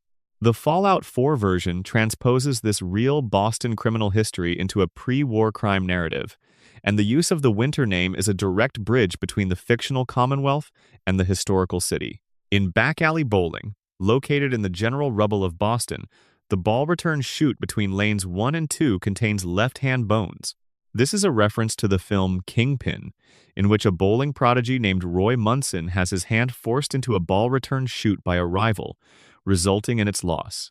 The specific placement left hand, ball return, bowling context is too precise to be coincidence. Robert McCready, the companion and former child mayor of Little Lamplight from Fallout 3, who appears as an adult mercenary in Fallout 4, makes a reference during a conversation in Good Neighbor. He mentions a warehouse in South Dakota that he finds strange. The mention is a reference to Warehouse 13, a sci-fi television show about a remote warehouse in South Dakota used to store dangerous supernatural artifacts. MacReady has apparently heard about it. This is both a real television reference and a piece of continuity that suggests the Fallout 4 writers had been paying attention to the world they were building over multiple games. The Barfly, a fictional pre-war film whose posters appear throughout the game, is named after The Fly, a 1958 science fiction horror film in which a scientist accidentally combines his molecular structure with a fly during a teleportation experiment. Fallout 4's version changes fly to barfly, a bar regular, a drunk, a person who never leaves, which recontextualizes the horror movie title as a piece of wasteland social observation. A barfly in the post-apocalypse is someone who found a bar and stayed there, which in the Commonwealth is actually a fairly rational response. Zoe's Diary, a found item in the game, contains an entry with the title, "Who Protects the Protectron?" This is a reference to the Latin phrase quis custodiet ipsos custodes, who watches the watchman, which appears in the Roman poet Juvenal and was popularized in the modern era by Alan Moore's Watchmen comic series. The question of who holds power accountable is given a robotic twist here, and finding it written in a diary among the ruins is a quietly significant moment. In the General Atomics factory, the baby's room contains wooden blocks that spell Xanadu. The name Xanadu was made famous by the Samuel Taylor Coleridge poem Kubla Khan, in which the pleasure dome of Xanadu is described as a place of supernatural beauty. The blocks are in a room that is no longer a home, in a factory that no longer produces anything, in a city that no longer functions. The pleasure dome is gone. Only the name remains. The Dunwich Borers location, a quarry inhabited by raiders and something much older and stranger, is a callback to Dunwich Building in Fallout 3, which was itself a reference to the Dunwich Horror, an HP, Lovecraft story involving cosmic horror emerging from an old New England well. In Fallout 4, the Dunwich Borers goes deeper literally and figuratively with visions of pre-colonial rituals and an implied supernatural presence that gets stronger as the player descends. The reference to Lovecraft's work is sustained across 2 games and 2 different companies' development efforts, which suggests a genuine institutional affection for Lovecraft's New England horror sensibility. Section 7. Appalachia's Quiet Corners Fallout, 76 Easter eggs. Fallout 76, Bethesda's online multiplayer take on the franchise, launched in 2018 and set its post-apocalyptic world in West Virginia, a setting that proved ideal for both Americana, nostalgia, and genuinely weird American mythology. The Mothman, the Flatwoods Monster, and the real-world mysteries of Appalachian folklore became raw material for a game that was as interested in American regional identity as it was in the usual Fallout concerns of survival and faction politics. The Easter eggs in Fallout 76 reflect this, mixing pop culture references with genuine local history in ways that feel specifically West Virginian. The Torrance House, located in the Savage Divide region of the map, is a clear reference to The Shining. The Torrance family in Stanley Kubrick's 1980 film gives the location its name, and the house shares key visual elements with the Overlook Hotel from that film. Dust cloth-covered furniture, an oppressive silence, and a hedge maze. Players who navigate through that maze find what the game has left for them, the skeleton of Jack Torrance himself, with an axe frozen in the bushes. The detail that finally thawed him out of his position was the nuclear war, which is both a joke about The Shining's ending and a darkly logical explanation for why he is in the position the maze presents him in. The White Springs Golf Club contains a refrigerator. Inside the refrigerator is a clown holding a red balloon. This is a reference to IT, Stephen King's novel and its subsequent adaptations, in which Pennywise the Dancing Clown uses red balloons as part of his hunting strategy for children. Finding a clown in a refrigerator in a golf club in West Virginia is the kind of encounter that makes a person look around the room before going back to playing. The skeleton near Summersville Lake is posed on a floating door, one arm reaching down toward the water to grasp the hand of another skeleton below. This is the final scene from the 1997 film Titanic, in which Kate Winslet's Rose reaches toward the water as Jack sinks. The Fallout 76 version adds the additional dark joke that the door is clearly large enough for both skeletons. Walter White appears in Fallout 76, or rather, his remains do. Near some barrels and a gas mask, in a location in the forest region, a skeleton is posed in a way that clearly references the television series Breaking Bad and its protagonist's occupation. Walter White was a chemistry teacher turned methamphetamine manufacturer who worked in a hazmat suit and dealt with the physical and moral consequences of chemical production. The Fallout 76 version of Walter White was apparently doing something similar when the bombs fell, because the setting is completely consistent with the show's visual grammar. He did not make it. The Watoga High School in the automated city of Watoga contains classroom signs referencing actual Bethesda developers. Mr. Dobert and Miss Gudkina are named for David Dobert and Katya Gudkina, both of whom worked on Fallout 76. Professor Duvall is named for John Paul Duvall. This tradition of hiding developer names in the environment goes back to the earliest days of the series, and in Watoga it achieves something particularly pleasant. The developers are preserved as teachers, as people who passed knowledge on, in a city where the population existed only as robots long before the bombs fell. The workplace benefits listed at the Mount Blair train yard include a sense of pride and accomplishment. This is a direct reference to one of the most downvoted comments in Reddit history, which was posted by the EA Games account in response to criticism about unlockable content in Star Wars Battlefront 2.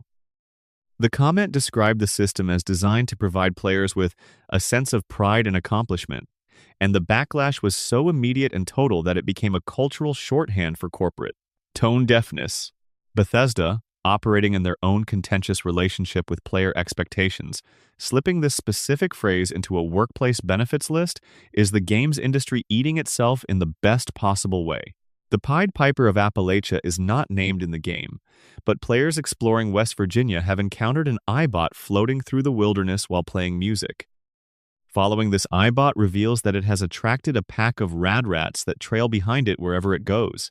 The reference to the Pied Piper of Hamelin, the folktale in which a musician leads the rats out of a town with his playing, is visually exact. The Fallout version does not resolve in the same way, because there is no town left to pay the piper, but the image is clear. Fort Defiance contains a bed with a skeleton lying on it and a pillow pressed over its face. Beside the bed is a cuckoo clock. This is a reference to the ending of One Flew Over the Cuckoo's Nest, the 1975 film adaptation of Ken Kesey's novel, in which the character Chief Bromden smothers the lobotomized RP McMurphy with a pillow before escaping from the psychiatric institution. The clock is thematic decoration, measuring the time that remains for people trapped in systems that do not want to let them go. The card of 3 bodies near Vault 96 in the Savage Divide references the opening of the Elder Scrolls V Skyrim, in which the player character is transported to their execution in a wooden cart alongside other prisoners. The positioning of the bodies, the cart itself, and the context of waking up in an unfamiliar place are all consistent with Skyrim's opening sequence. Bethesda making a reference to their own other enormous game in this format is a small act of self-awareness that feels genuine rather than promotional. The radio announcer Dick Shale, who provides audio tours of various historical sites around West Virginia, introduces himself by mentioning movies and shows he has appeared in. This format, a celebrity introducing himself by listing his prior credits, is a reference to Troy McClure from The Simpsons, the B-grade actor and public education video host who always opened with, "Hi, I'm Troy McClure. You may remember me from such films as..." The substitution of Dick Shale for Troy McClure is clean enough that the joke carries even for people who may not immediately recognize the reference. At the Pleasant Valley Cabins, a painting on the wall says, "Take me to your cheese."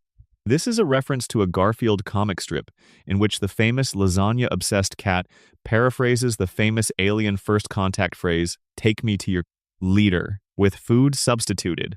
Finding a Garfield reference in a post-apocalyptic ski resort while fending off the White Spring Gang is a very specific kind of cognitive dissonance that Fallout 76 seems to enjoy producing. The Sarah Matthews character, when asked about the Brotherhood of Steel, says she thinks they should have been called Brotherhood of Terror or Brotherhood of the Night, like a Dark Brotherhood or something.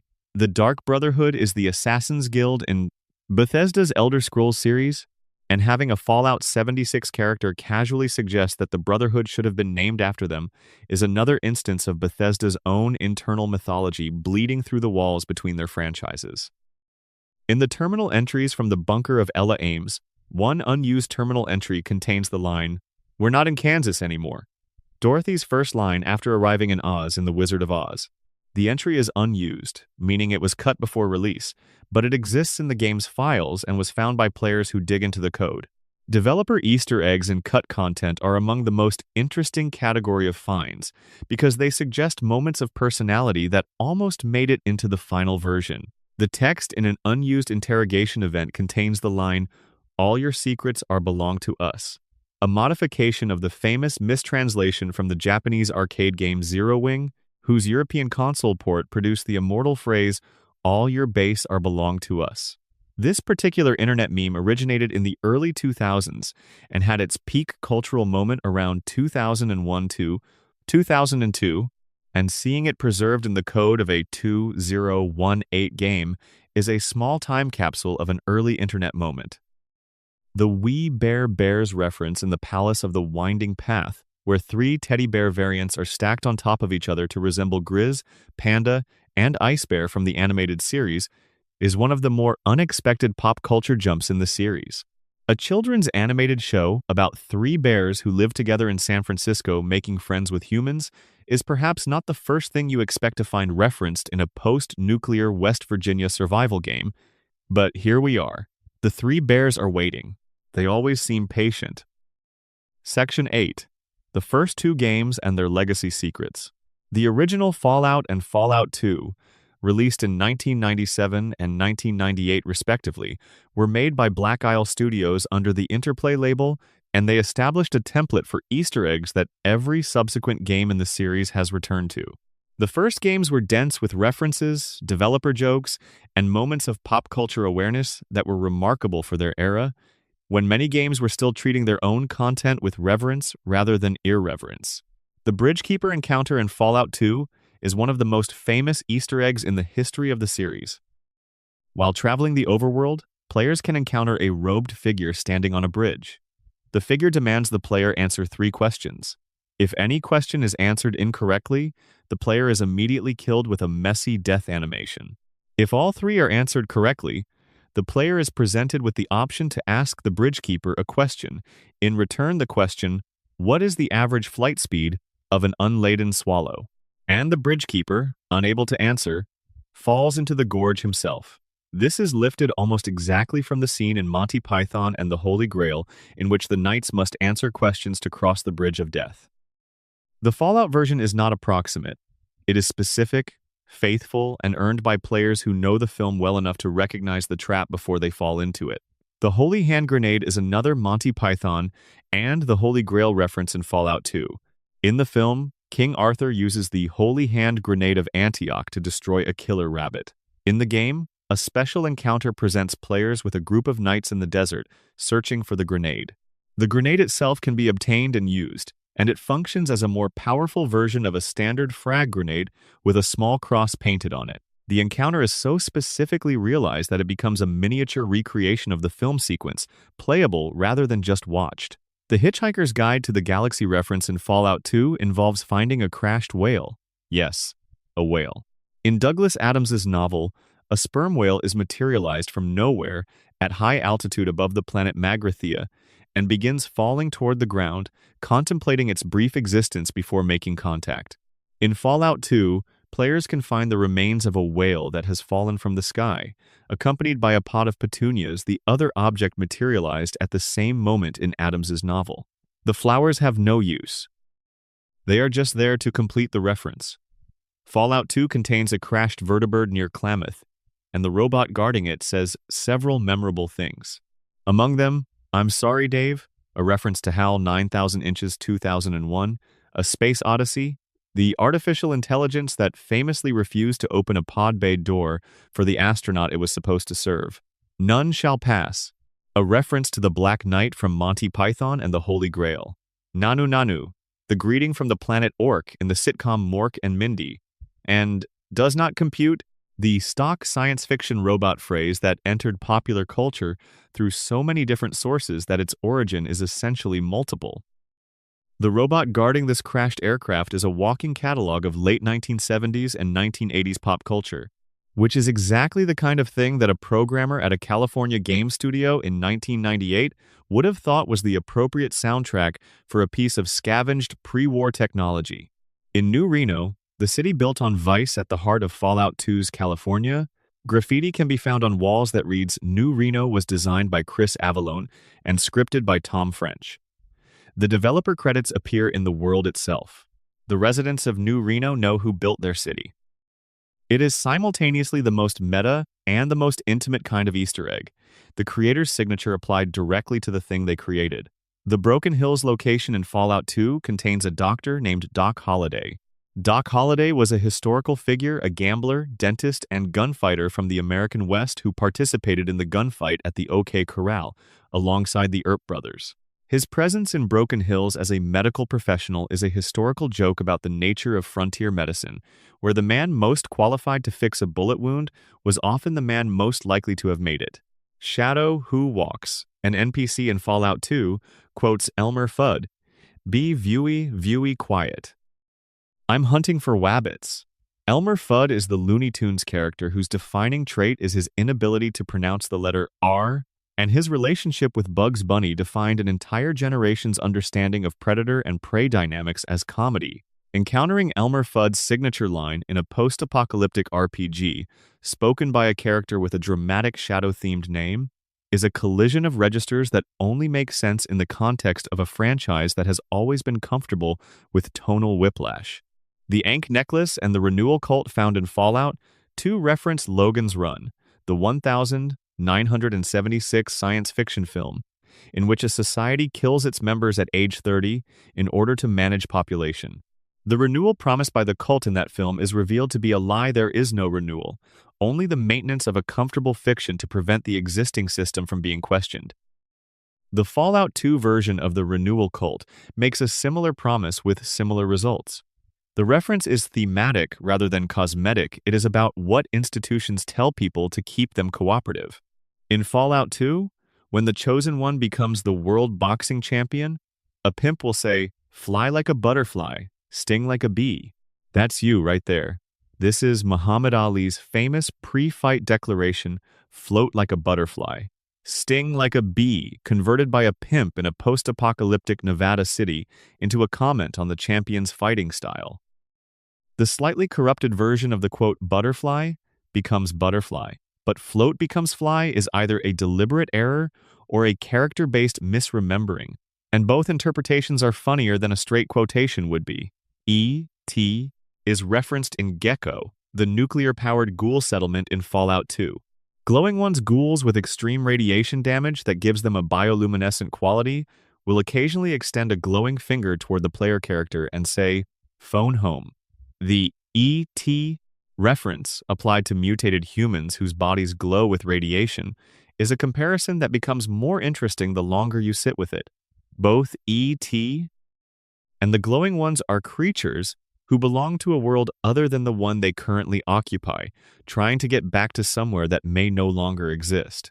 The description of the .44 Magnum revolver in Fallout 2 contains a direct quotation from Clint Eastwood's Dirty Harry, being that this is the most powerful handgun in the world and can blow your head clean off. You've got to ask yourself one question. Do I feel lucky? Well, do ya, punk? The weapon description is essentially the Dirty Harry pitch compressed into a tooltip, and it works because the framing in Dirty Harry was already a weapon advertisement. The gun speech was always about the object as much as the speaker. The city of MODOK in Fallout 2 offers a contest involving what the game describes as Brahmin fries, a local delicacy. If the Chosen One participates and breaks the record, they discover that Brahmin fries are in fact Brahmin testicles. The reaction is played identically to a scene in the 1992 comedy Funny Farm, in which Chevy Chase enters a lamb fry eating contest and has a similar revelation about the nature of fries. The joke requires players who have seen Funny Farm, which was not exactly a blockbuster, and the existence of the reference suggests that at least one writer in Black Isle's 1998 development office had very specific movie tastes. The Fallout 2 ending credits contain a moment where players talking to the prostitutes in New Reno can learn things about the game's programmers. Finishing the game and returning to New Reno opens up a set of conversations in which these NPCs share gossip that is clearly about the actual development team. It is the game breaking its own fourth wall, not for comedy but for intimacy. The people who made this thing wanted to be seen inside it, not just credited at the end. Section 9. Skeletons, Scenes, and Silent Stories. Environmental Storytelling Easter Eggs. One of the most sustained artistic achievements of the Fallout series is its environmental storytelling, the practice of building complete narratives out of nothing but the arrangement of objects in a space. No dialogue, no cutscene, no quest marker pointing you toward the relevant details, just a room and everything in it and the silence between. In Fallout 4, there is a room in the Boston area containing a small desk with a coffee mug, a computer terminal, and a toy soldier. The terminal's final entry is dated the 23rd of October 2077, the day the bombs fell, and it contains an ordinary workplace complaint about a coworker.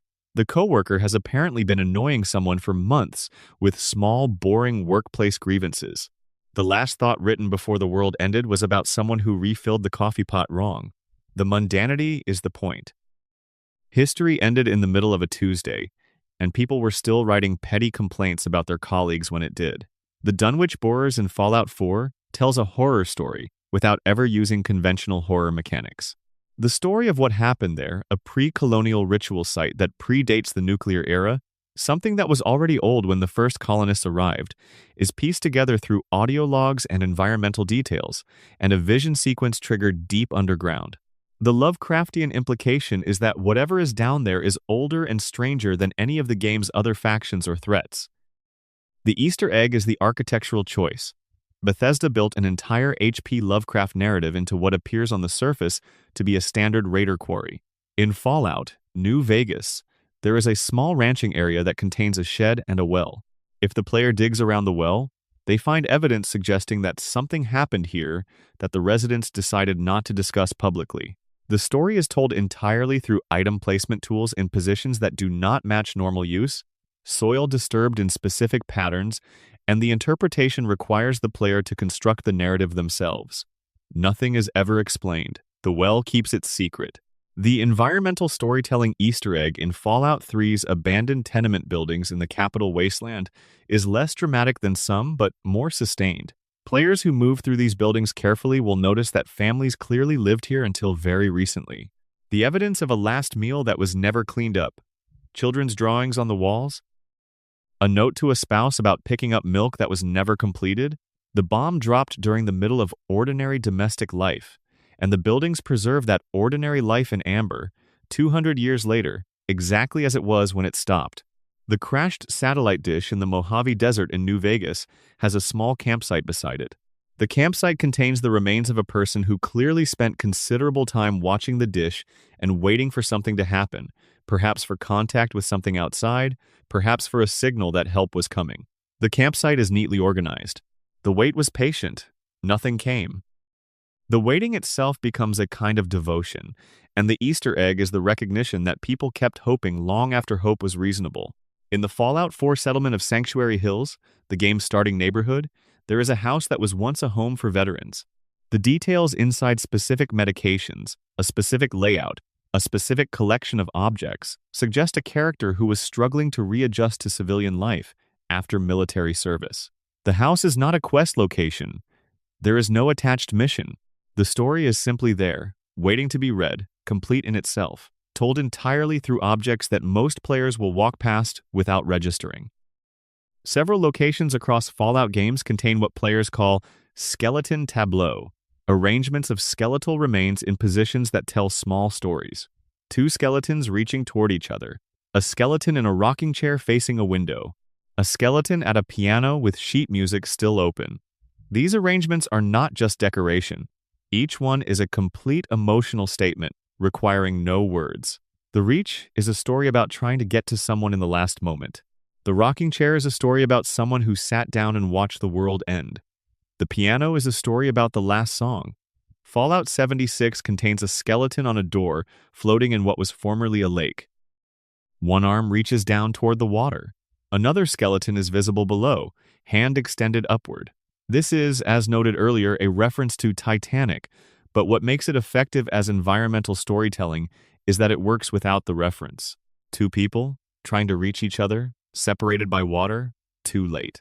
The Titanic parallel enriches the image for people who know it. The image itself carries the weight for everyone else. There is a house in the Fallout 4 Commonwealth that contains a room full of cat food tins and a set of portraits on the wall, each one depicting a different cat. The cats have names, visible on small plaques beneath the portraits.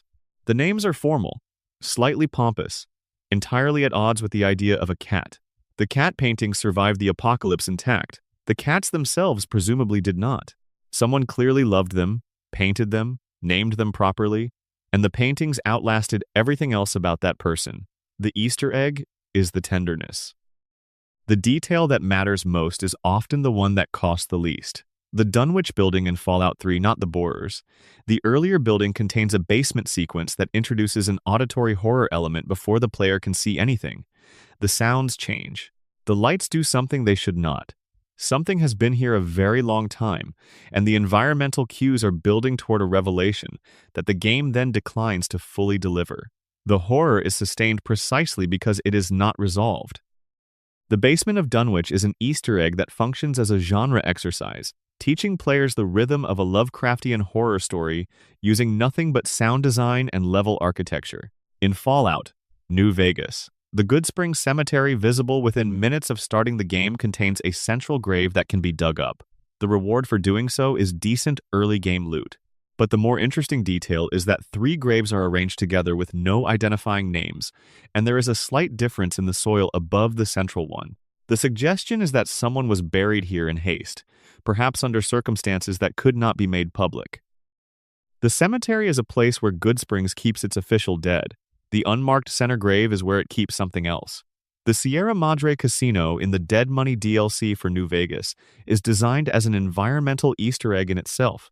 Every detail of the Sierra Madre, its perpetual broadcast promising a fresh start, the automated security that kills any intruder, the ghost people who inhabit its grounds, is a commentary on the American dream in its most toxic form. The casino promised people a chance to start over, and instead preserved them in a vault of their own desires, unable to leave, sustained by the very thing that was killing them. The holotapes left by Father Elijah and the original residents of the villa outside the casino tell a complete story about what happens when you build a paradise that nobody can leave, and then invite people to stay forever. There is also a sequence in the Dead Money DLC where the player must cooperate with 3 companions who are all deeply damaged in ways that make them unreliable partners. Each of them is being blackmailed by explosive collars that the player shares. The design of this section, the forced cooperation, the individual tensions, the omnipresent threat of accidental death from the people you need to help you, is an Easter egg for anyone familiar with heist films.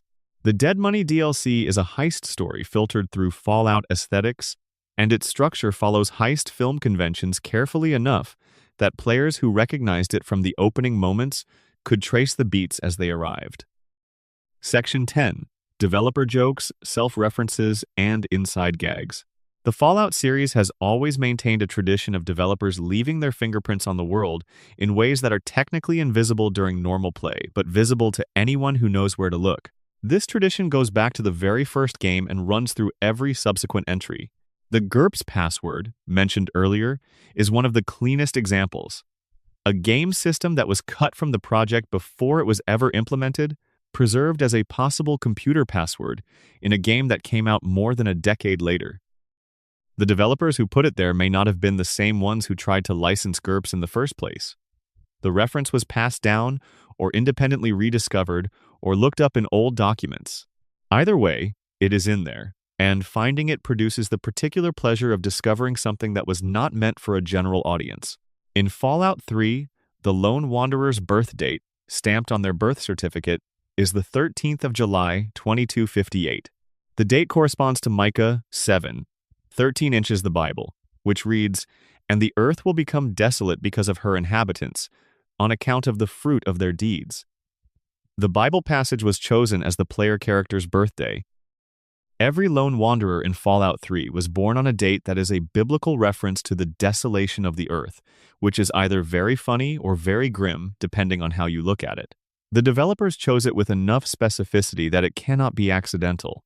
The art book for Fallout 3, published alongside the game, contains a note from concept artist Emil Pagliarulo, stating that his input on every robot design during development was simply make it more like Robbie the Robot. This is a developer Easter egg that exists outside the game. The person who created the robots advertising his own devotion to a 1956 science fiction film as a design principle. The note is funnier knowing that Robbie the Robot is in several ways the most optimistic vision of what an artificial servant might be, and that the robots in Fallout 3 are mostly trying to kill you. In Fallout New Vegas, the game's design director Josh Sawyer personally wrote and performed several songs for the game's in-world entertainment. The songs Cobwebs and Rainbows, Home on the Wastes, New Vegas Valley, and Streets of New Reno are performed in-game during the talent pool quest at the Tops Casino, attributed to the Lonesome Drifter character. The in-game credits do not identify Sawyer. Players found out through interviews and behind-the-scenes discussions. The head of the game's design was quietly contributing folk songs to its soundtrack without announcing it, which is either endearingly modest or extremely funny depending on your interpretation. Both seem right. Fallout 2 includes a moment where, after completing the game, the prostitutes in New Reno will share gossip about the development team. This is a unique form of developer acknowledgement, not the usual rolling credits, not a hidden message in a file, but actual in-game characters willing to gossip about the people who made them. The developers put themselves into their game through the mouths of the most transgressive NPCs in the most transgressive city, which feels like a deliberate choice about whose voices get to tell the truth. The cheat code console, accessible at the main menu of Fallout 2 with Ctrl+R, which allows players to navigate directly to any map, is itself an Easter egg of sorts, a developer tool that was never removed from the final release. Players who discovered it effectively gained access to the game's skeleton, its map list, its internal architecture. The tool was built for testing and left in the shipped game, which is either negligence or a gift, depending on how much you enjoy looking at the inside of things. The existence of the Vault-Tec Corporation's advertising materials, the cheerful posters and radio spots and magazine ads that players encounter throughout every game, constitutes a sustained Easter egg about corporate communication. The ads are so comprehensively cheerful, so relentlessly optimistic about the product they are selling, that they become a form of satire about real advertising practices. The Vault ads are funnier versions of actual real-world emergency preparedness messaging, which was itself often sanitized and cheerful in ways designed not to frighten the public into inaction. Vault-Tec is selling what actually happened, dressed in the language of aspiration. The loading screens in Fallout games often contain flavor text that functions as dark humor about the world the player is exploring. In Fallout 4, one loading screen mentions that the synth population of the Commonwealth is entirely undocumented, which is not a joke about robots, but about immigration records and the way institutions track the existence of people they create and then find inconvenient. It is the kind of political observation that lands softly because it is delivered as a piece of world-building trivia. The Fallout 4 survival guide item, found in the game world, contains the line, "Eat your vegetables. Fight a raider." It is a parody of the calm, practical tone of actual survival guides, and a joke about the specific conditions of survival in the Commonwealth, where eating a balanced diet and engaging in organized violence are roughly equivalent in priority. The document exists in a universe where the creators of the document are long dead, which means someone in the post-apocalypse compiled these instructions and printed them and distributed them, which raises the additional question of who is manufacturing printed survival guides in a world without functioning economies. In Fallout 3's Mothership Zeta DLC, there is a Japanese samurai found aboard an alien spacecraft. When spoken to, he responds in transliterated Japanese, asking about his sword. He does not speak English. The aliens have apparently been collecting samples from Earth across all of human history, and this particular sample was a feudal Japanese warrior who is now confused and swordless on an alien vessel. The player cannot communicate with him. The exchange, such as it is, consists entirely of the samurai asking about his sword in a language the player character probably does not understand, which is a very Fallout way of handling cross-cultural communication. The in-game Pip-Boy holotape games Atomic Command, Grognak and the Ruby Ruins, Zeta Invaders, and Red Menace are playable retro games within Fallout 4. They are built to resemble specific arcade game genres. Command is Missile Command, Zeta Invaders is Space Invaders, and Red Menace is Donkey Kong. The presence of these fake vintage arcade games within the world of Fallout games that would have been made in the Fallout universe's divergent timeline is both a technical achievement and a thoughtful piece of world building. The Fallout universe had its own video game culture, and these are examples of what that culture produced. Fallout. New Vegas contains a challenge called Even a God King Can Bleed, which requires the player to cripple Caesar's head using throwing spears. The name references the scene in the 2006 film 300, directed by Zack Snyder, in which the Spartan king Leonidas throws a spear at the Persian god king Xerxes, grazing his face and drawing blood. The challenge is a piece of game design philosophy dressed up as a film reference. The powerful are not invulnerable, and the right weapon delivered correctly can humble any target. In a game where Caesar is literally attempting to recreate the Roman Empire, the 300 reference carries extra irony. In Fallout 4, a terminal entry in the Institute labs contains a researcher's log about an experimental plant labeled NRT-001. The plant closely resembles Nirnroot, the glowing flora found in the Elder Scrolls series.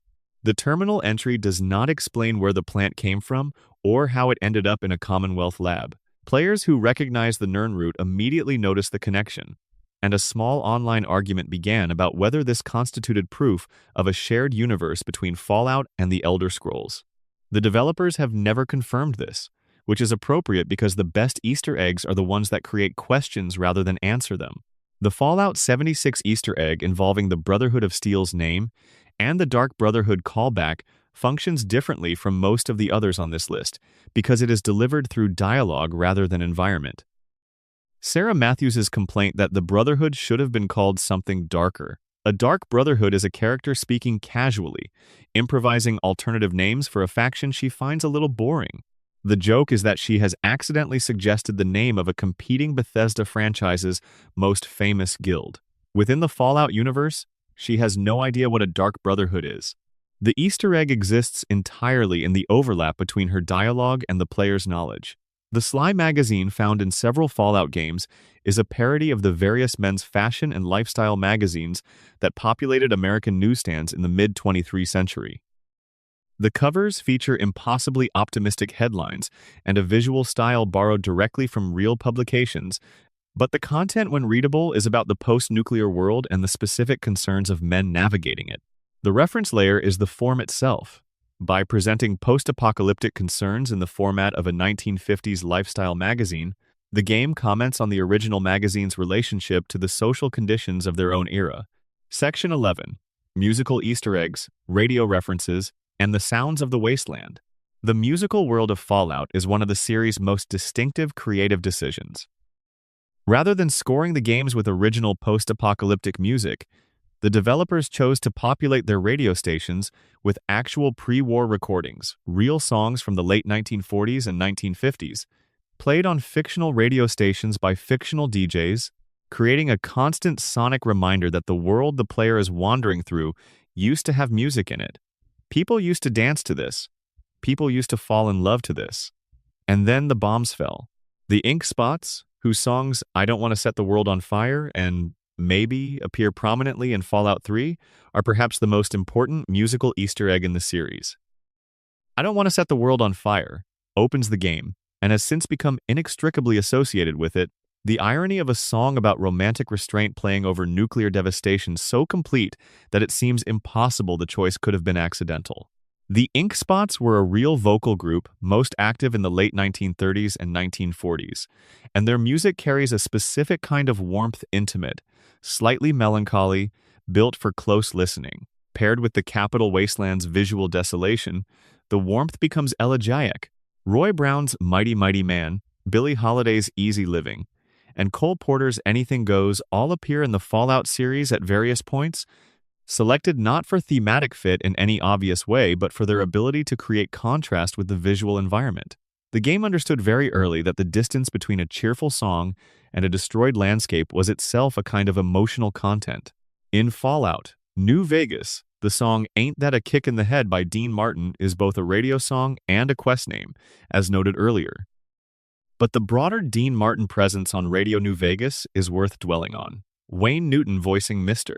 New Vegas creates a sound profile that is distinctly of a particular Las Vegas era, the lounge era, the Rat Pack era, when Las Vegas was synonymous with a specific kind of American entertainment extravagance. The songs on Radio New Vegas are selected to maintain that period's specificity, and the effect is to make the ruins of the Strip feel less like a loss of civilization and more like a very specific cultural era that passed away. The Fallout 4 radio stations include Diamond City Radio, hosted by Travis Lonely Miles, whose character arc involves gaining confidence over the course of the game. Players who help Travis through a quest will hear his on-air delivery improve noticeably. The Easter egg is a character development that happens entirely in the background, communicated only through the radio. Players who are not paying attention to the radio will miss it completely.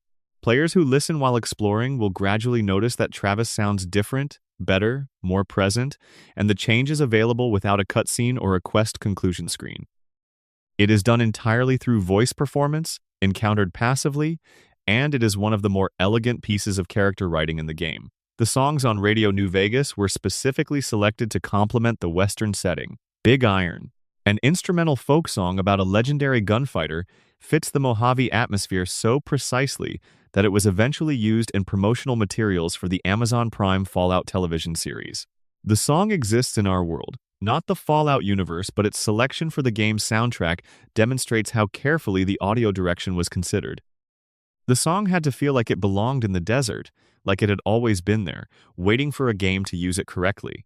In the Fallout 76 soundscape, the music players hear while exploring changes based on their environment and situation in ways that reference actual Appalachian musical traditions. West Virginia folk music, the fiddle forward, slightly melancholy tradition of mountain songs informs the ambient score in ways that players from that region recognized immediately, and players from elsewhere simply experienced as atmosphere. The developers did their research about the specific sound of the place they were building. Section 12. Connections between games, cross-franchise nods, and legacy Easter eggs. The Fallout series is now old enough to reference itself across decades of games, and some of its most interesting Easter eggs are the ones that reward players for having been loyal fans over a long time period. Harold, the ghoul with the tree growing out of his head, has already been discussed, but his full arc across 3 games is worth considering as a continuous Easter egg. In Fallout 1, Harold is a strange but friendly presence in the hub, a character defined by his acceptance of his unusual situation. By Fallout 2, set several decades later, the tree has grown and Harold has relocated, but he is still himself, still processing his condition with characteristic philosophical equanimity. By Fallout 3, set roughly 160 years after the first game, Harold has been completely overtaken by the tree. He cannot move. He has been there long enough that plants have grown around him, that a settlement has formed around the grove he anchors. His name is known. He is a myth. Players who had been with the series since the beginning recognized him immediately. Players who were new to the series encountered a character with a strange kind of authority, earned through time rather than power. Harold's Easter egg is patience. The game rewards you for having known him before he became legendary. The NCR, the New California Republic, is referenced in Fallout New Vegas as a major faction, but its origins are in Fallout 2, where the player can help establish what becomes the NCR's foundational settlement. By New Vegas, set a century after Fallout 2, the NCR has become a large, politically complicated democracy with all the institutional inefficiencies that implies. Players who played Fallout 2 helped build this.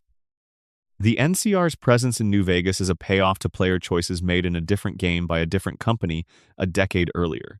The Courier's identity in New Vegas has its own subtle Easter egg layer. The Courier's starting equipment, background, and certain possible character builds suggest someone with a specific history in the Wasteland. Players who build a character focused on survival skills and knowledge of multiple factions can interpret the courier as someone who has been doing this a long time, who knows things about the world that most people do not. The game never confirms this interpretation, but it accommodates it, and for players who have been in the Fallout world across multiple games, the courier can feel like a continuation of a journey that started somewhere else. The Highwayman, a unique car found buried in the ground near New Vegas, is a reference to the same type of vehicle that serves as a major reward in Fallout 2, one of the few drivable vehicles in the series, found and repaired by the player as a significant mid-game achievement. The buried car in New Vegas is a quiet acknowledgement that the events of Fallout 2 happened, that the Highwaymen existed and drove those roads, and that eventually it ended up in the ground like everything else. Lily, the Nightkin companion in New Vegas, carries a blade made from a vertibird rotor. The rotor came from a crashed vertibird near Klamath. That specific vertibird was piloted by Daisy Whitman, who also survived and now lives in Novac as an elderly ghoul. Daisy will discuss her flying career in casual conversation. The rotor that was part of her crash is now a weapon carried by a giant Nightkin who was once a grandmother before she became what she is. The chain of custody on that piece of metal spans 2 games and at least 50 years of in-game time. It is a narrative Easter egg that requires paying attention to 2 different NPCs to assemble. The Return of Marcus, the super mutant voiced by Michael Dorn, from Fallout 2 to Fallout. New Vegas is another continuity Easter egg. By New Vegas, Marcus is older, more philosophical, and has traveled a considerable distance from the circumstances of the previous game. His history is available through conversation and implies decades of experience that the player never directly witnessed. He helped blow up the Enclave, per his own account. He has opinions about Jacobstown. He has lived enough life between appearances to be a different character while remaining recognizably himself, which is a specifically difficult thing for a game to pull off across titles separated by more than a decade. The Fallout 76 callback to the Skyrim opening, discussed earlier, is part of a broader pattern in Bethesda's output. The studio often acknowledges its own other games through small details rather than grand gestures. The TES-04 pole markings in Fallout 3 and New Vegas reference Oblivion. The Nirnroot-like plant in Fallout 4's Institute references Skyrim. The Skyrim cart reference in Fallout 76 is the most explicit of these. Together, they constitute a loose tradition of one franchise leaving quiet acknowledgments of another within the world of a third, the way one musician might hum a phrase from someone else's song in the middle of their own performance. The Fallout TV series, which arrived in 2024, created its own layer of Easter eggs by adapting game elements into live action, which then influenced subsequent game content. The Lucy McLean character in the show wears a vault suit that reads Vault 33, connecting her to a vault whose specific experiment involves selective breeding for particular traits, which mirrors the Vault-Tec philosophy seen throughout the games. The show's version of Mr. House, played by Kyle MacLachlan, follows the game's lore closely enough that players could anticipate certain revelations and be rewarded for their knowledge. The television version of the Fallout universe is itself a kind of Easter egg, a version of the world in which someone asked what it would look like if it were real and then filmed the answer. Section 13. The strangest, rarest, and most specific Easter eggs. Some Easter eggs require such specific knowledge to decode that most players will encounter them without ever understanding them as references at all. They live in the overlap between 2 very particular kinds of expertise, mastery of the game and mastery of the source material being referenced. Finding them feels less like stumbling onto something and more like being recognized. The Fallout 3 reference to Kate Beaton is exactly this kind of Easter egg. Kate Beaton is a webcomic artist known for comics about history, literature, and Canadian culture, with a particularly popular early strip about Nikola Tesla. In New Vegas, a weapon called the Tesla Beaton prototype is named after both Tesla and Kate Beaton. The weapon is a powerful energy rifle that fires lightning. The connection between Tesla's electrical experiments and Beaton's Tesla comic is the thread, and the developers at Obsidian followed it all the way to naming a gun after a webcomic artist. The weapon exists in a post-apocalyptic wasteland. The reference that explains its name requires knowing a specific webcomic that was popular with a particular online audience in 2010. The Vault 92 terminal phrase, "Sanity is not statistical," as a reference to 1984, has already been mentioned. but the full weight of that choice deserves dwelling on. The original line in Orwell's novel is spoken in defense of Winston's private doubt, the idea that the fact that most people believe something does not make it true, that the minority view might be correct.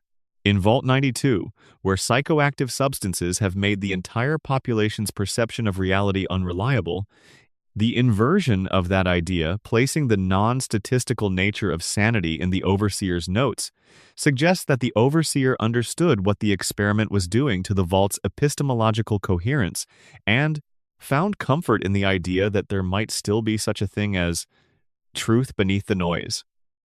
The Fallout 2 reference to the Monica Lewinsky scandal, a secretary in the president's reception chambers whose relationship with the president is implied, whose inventory includes a ball gag, exists as a satire of a specific political scandal from 1998, the year the game was released. Players who encountered this reference in 1998 understood it immediately. Players who encounter it now without context will read it differently. The Easter egg has aged in interesting ways, moving from topical political satire to a piece of cultural archaeology about what was considered funny and appropriate in late 1990s game development. The Fallout 3 developer balcony in Megaton, accessible only through the PC console command that disables collision, contains an NPC who asks how the player found their way up here. The NPC's purpose is to acknowledge, within the game itself, that some players will always find ways to access places they were not meant to access. It is a fourth wall break so gentle that it almost slips past as a character moment, but the implication is clear. Bethesda knew PC players would use console commands, thought the situation was funny, and put someone up there specifically to greet them. The reference to Zyborn Clock in Fallout New Vegas is among the most obscure in the series. A wild wasteland encounter near Goodsprings presents a dead man named Johnny surrounded by 5 ace cards and 4 orange balls. This is a reference to Zyborn Clock, a failed amateur game project that began on the Something Awful forums in the early 2000s and became infamous for its delusional scope and its creators' inability to recognize the project's limitations. The 5 aces and 4 orange balls were part of the imagery associated with it. Finding this reference in a Fallout game requires having been in a specific corner of internet culture at a specific time, and the developers at Obsidian clearly were. The challenge Ne. In New Vegas, which requires the player to kill a certain number of enemies with a specific weapon, takes its name from the Batman television series, specifically the theme music, represented onomatopoetically. The challenge name is an Easter egg that requires no visual cue, exists entirely in its textual form, and delivers a small burst of recognition to anyone who has ever hummed the Batman theme while doing something repetitive. The Doctor. Stanislaus Braun character in Fallout 3's Point Lookout and Tranquility Lane DLC is a particularly dark Easter egg. He is a pre-war scientist who survived in a simulation pod, living in a virtual recreation of a 1950s neighborhood while the real world decayed around him. His design is based on a specific type of 1950s American nostalgia figure, and his enjoyment of the simulated world, which he controls absolutely and uses to inflict suffering on the trapped residents, comments on nostalgia itself as a potentially malicious impulse. The Easter egg is the interpretation. The man who loved the 1950s so much he refused to leave managed to make his nostalgia into a prison for everyone around him. The Honest Hearts DLC contains a reference to the 1984 American film Red Dawn, a scene in a school building where the word Wolverines is spray-painted on a wall. In the film, a group of high school students calling themselves the Wolverines fights back against a Soviet invasion of the American heartland. In the DLC, which is set in Utah's Canyon Country and involves a conflict between tribes and an occupying force, the graffiti connects the current conflict to an older American imagination about resistance against occupation. It is not quite a joke. It is more of a thematic echo. Section 14. Hidden in plain sight, Easter eggs players walk past every single playthrough. Some Easter eggs are hidden in locations so prominent that they become invisible through familiarity. Players pass them on every playthrough, see them constantly, and register them as scenery rather than as reference, which is a particular kind of brilliant hiding place. The radiation symbol used throughout Fallout's world, displayed on warning signs and hazmat equipment, is a real-world symbol developed in the 1940s by a team at the University of California, Berkeley, specifically to warn about radiation hazards. The symbol was chosen partly for its distinctive appearance, and partly because it had no prior associations that might create confusion. Fallout uses it everywhere, integrating a genuine piece of Cold War scientific communication design into its aesthetic so thoroughly that it becomes invisible. The Easter egg here is the symbol itself. Every time players see the radiation warning, they are seeing an authentic artifact of the actual nuclear age that the game is satirizing. The Vault Boy graphic, used throughout the series as both icon and mascot, is a thumbs-up gesture that draws from a specific tradition. The thumbs-up was used in World War II by pilots to signal that they were ready for takeoff, a gesture of confident preparedness. In the post-war period, the gesture was adopted by advertising culture as an all-purpose expression of approval and enthusiasm. Vault Boy is doing something very specific. He is a corporate mascot deploying military confidence in the service of civilian product promotion, which is a precise description of a lot of actual post-war American advertising. The Nuka-Cola bottles found throughout Fallout 3's Capital Wasteland retain their labels and design perfectly 200 years after manufacture, which is an Easter egg about plastic's durability rather than a pop culture reference. The Nuka-Cola brand was designed to be immediately recognizable as a Coca-Cola analog, and the persistence of the bottles, the fact that they are still perfectly intact while everything else has decayed, is a quiet environmental comment on how long synthetic materials outlast organic ones. In a ruined world, the advertising survives. The Vault-Tec corporate logo, the gear with the V, appears on every vault and on Vault-Tec merchandise and in promotional materials scattered throughout the world. It is a consistent visual element that players stop registering after a while, but it carries an enormous amount of narrative weight. The gear suggests industry, productivity, machinery. The V suggests the company name, but also, for anyone raised in a certain cultural context, victory. The Vault-Tec logo was designed to communicate safety and progress, and it appears on the door of every experiment. It is the last thing the residents saw as it closed behind them. The Mr. Pebbles cat in Fallout 3 is an Easter egg that rewards scientific literacy. Found in a diner near Rivet City, the cat's legend plaque explains that Mr. Pebbles was the first cat in space. In the real world, a French cat named Félichette was launched into space in 1963, making her the only cat to have been sent into space. The Fallout universe's first cat in space was named Mr. Pebbles. And the joke, the complete ordinariness of the name against the extraordinary achievement, is in the tradition of naming things simply and accurately at moments when elaborate names feel inappropriate. Mr. Pebbles went to space. He had a normal cat name. Section 15. The final stretch Easter eggs that close the circle. As we near the end of our journey through the wasteland, it is worth noting that the very act of Easter egg hunting in Fallout is itself something the games acknowledge and reward. The most meta Easter egg in the series is that the developers built games that actively reward obsessive attention to detail, that are structured around the idea that someone is going to go looking for everything, and that the person who finds the most will have the best understanding of what the games actually are. The Wild Wasteland trait in New Vegas makes this explicit by presenting Easter egg hunting as a character choice. You can decide at the start of the game whether you are the kind of player who wants to find the strange things. The game accommodates both answers without judgment. But there is a gentle suggestion embedded in the trait's existence. The people who made this game think the strange things are worth finding. They work to put them there. They are glad you came looking.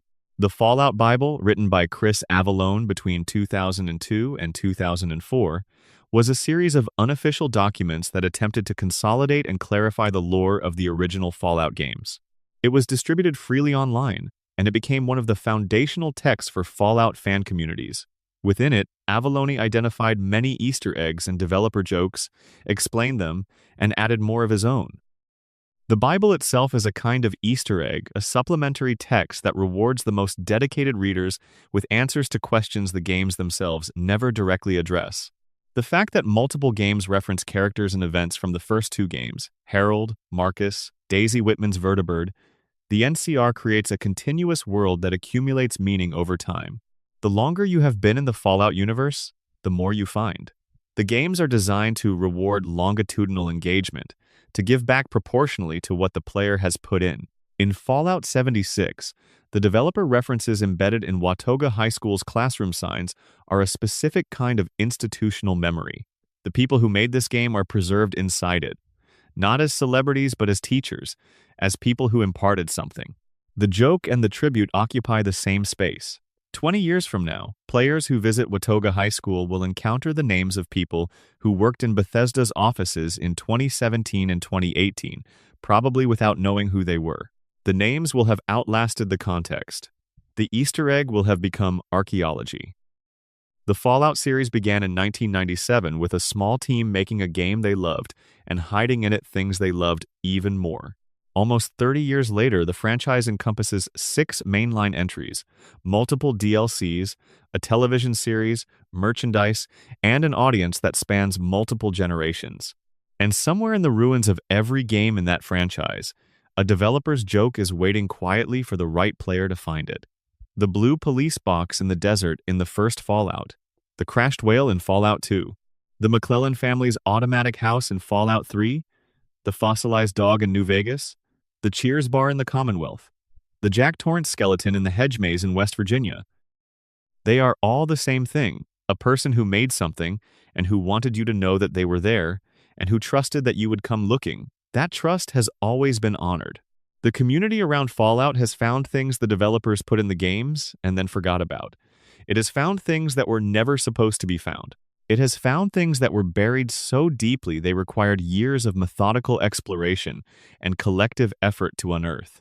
Every one of those discoveries is a conversation, the developer who hid the thing, the player who found it, the years of silence between them.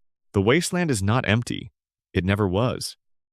Every cracked terminal, every posed skeleton, every incongruous reference scratched into the wall of a ruined building, all of it is people who loved things, putting those things somewhere safe, hoping someone would come along eventually and recognize them.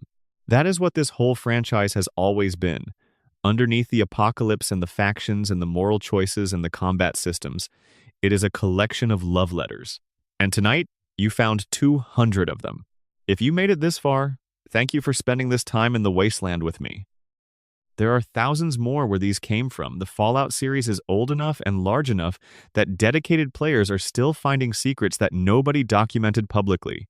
If you have a favorite Easter egg that was not covered here, or if you found something on a recent playthrough that surprised you, drop it in the comments below.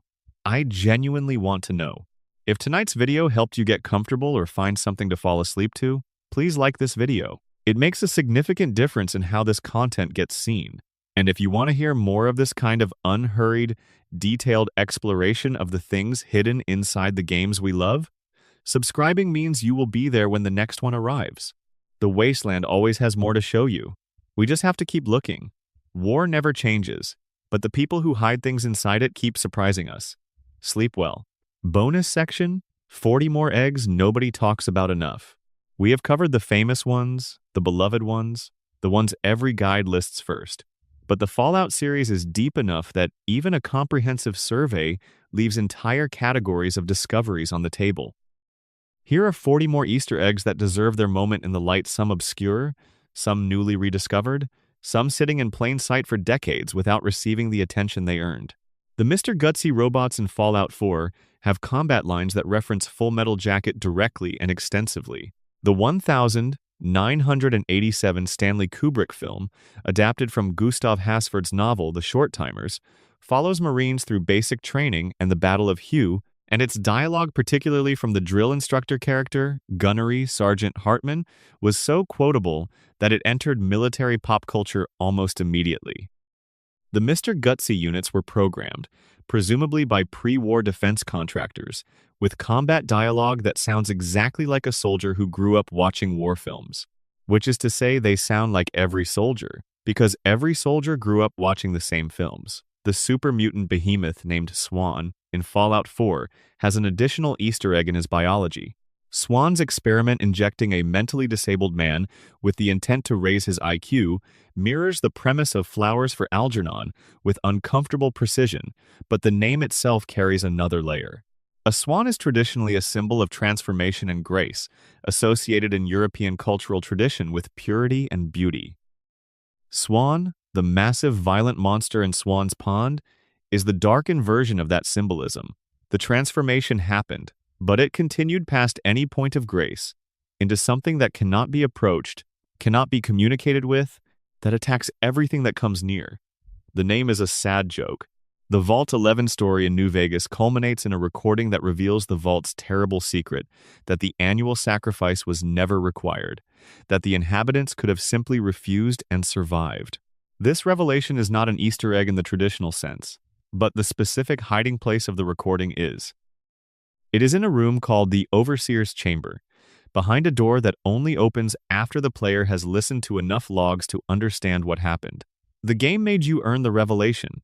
The Easter egg is the architecture of disclosure. In Fallout 3, the Museum of Technology contains a plaque describing the USS Ebon Atoll, a missile destroyer that was torpedoed by a U.S. submarine off the coast of Alaska. Ebon is a word for black, and atoll is another word for island or isle. Black Isle was the name of the studio that made Fallout 1 and 2, which was shut down by its parent company Interplay.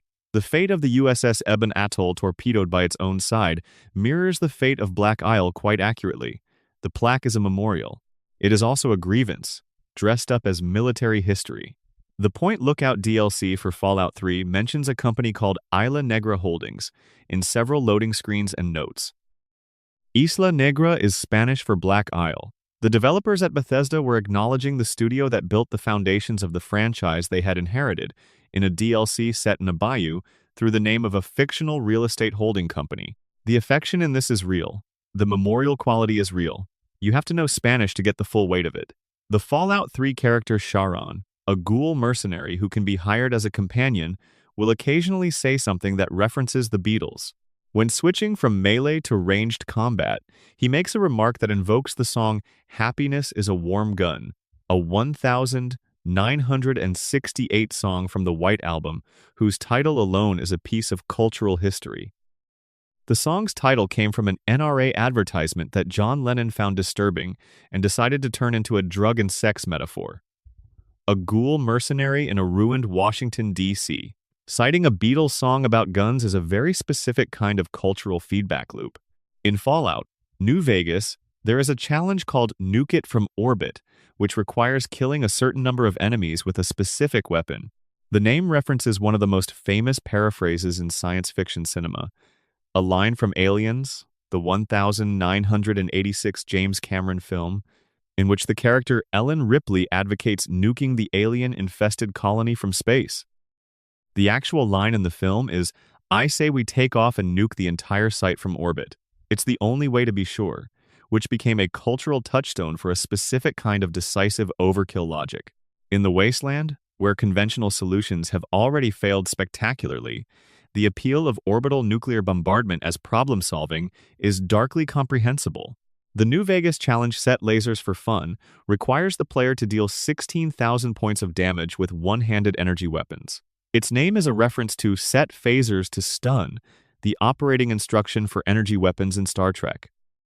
The subsequent challenge, Beam Me Up, requires 25,000 points of damage with two-handed energy weapons, and references the most famous misquote in science fiction, "Beam me up, Scotty," a phrase that does not appear verbatim in any canonical Star Trek episode but exists so thoroughly in the cultural imagination of the franchise that it functions as an official line. The game knows it is a misquote. The game does not care. The Tops Casino in New Vegas contains a bar where a bartender named Tommy Torini books performers for entertainment. Tommy is a reference to the fictional character Tommy DeVito from Martin Scorsese's 1990 film Goodfellas, an impulsive and violent mobster.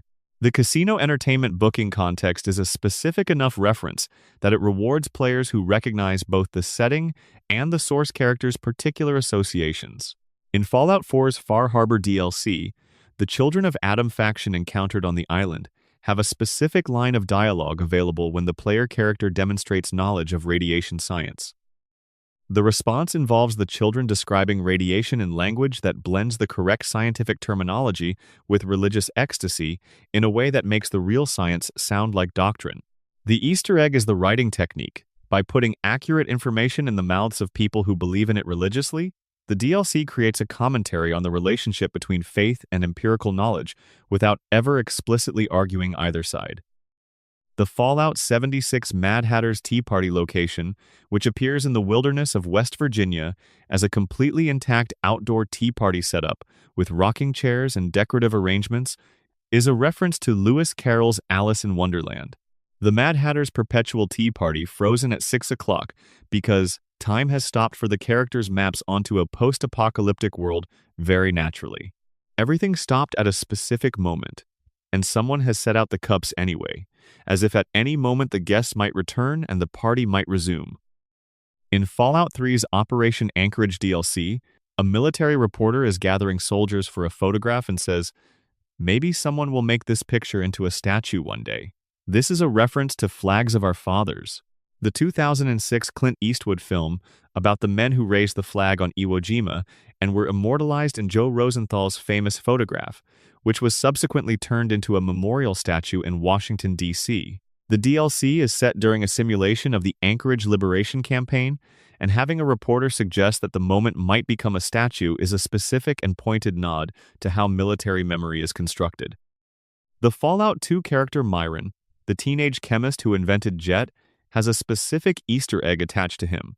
If Myron accompanies the player in New Reno, certain pimp characters will say a line that references the famous first scene of Full Metal Jacket's second half. The line exists to establish Myron's status within New Reno's economy and to maintain the game's willingness to use real film dialogue as shorthand for specific cultural assumptions about gender and commerce. The Easter egg is uncomfortable in a way that seems intentional.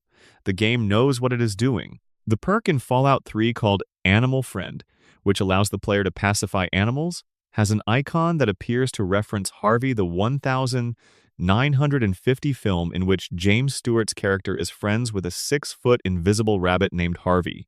The character in the perk icon has an expression of warm fondness that mirrors the way Stewart's character relates to the absent Harvey, whose presence is indicated by the space people leave for him rather than anything visible.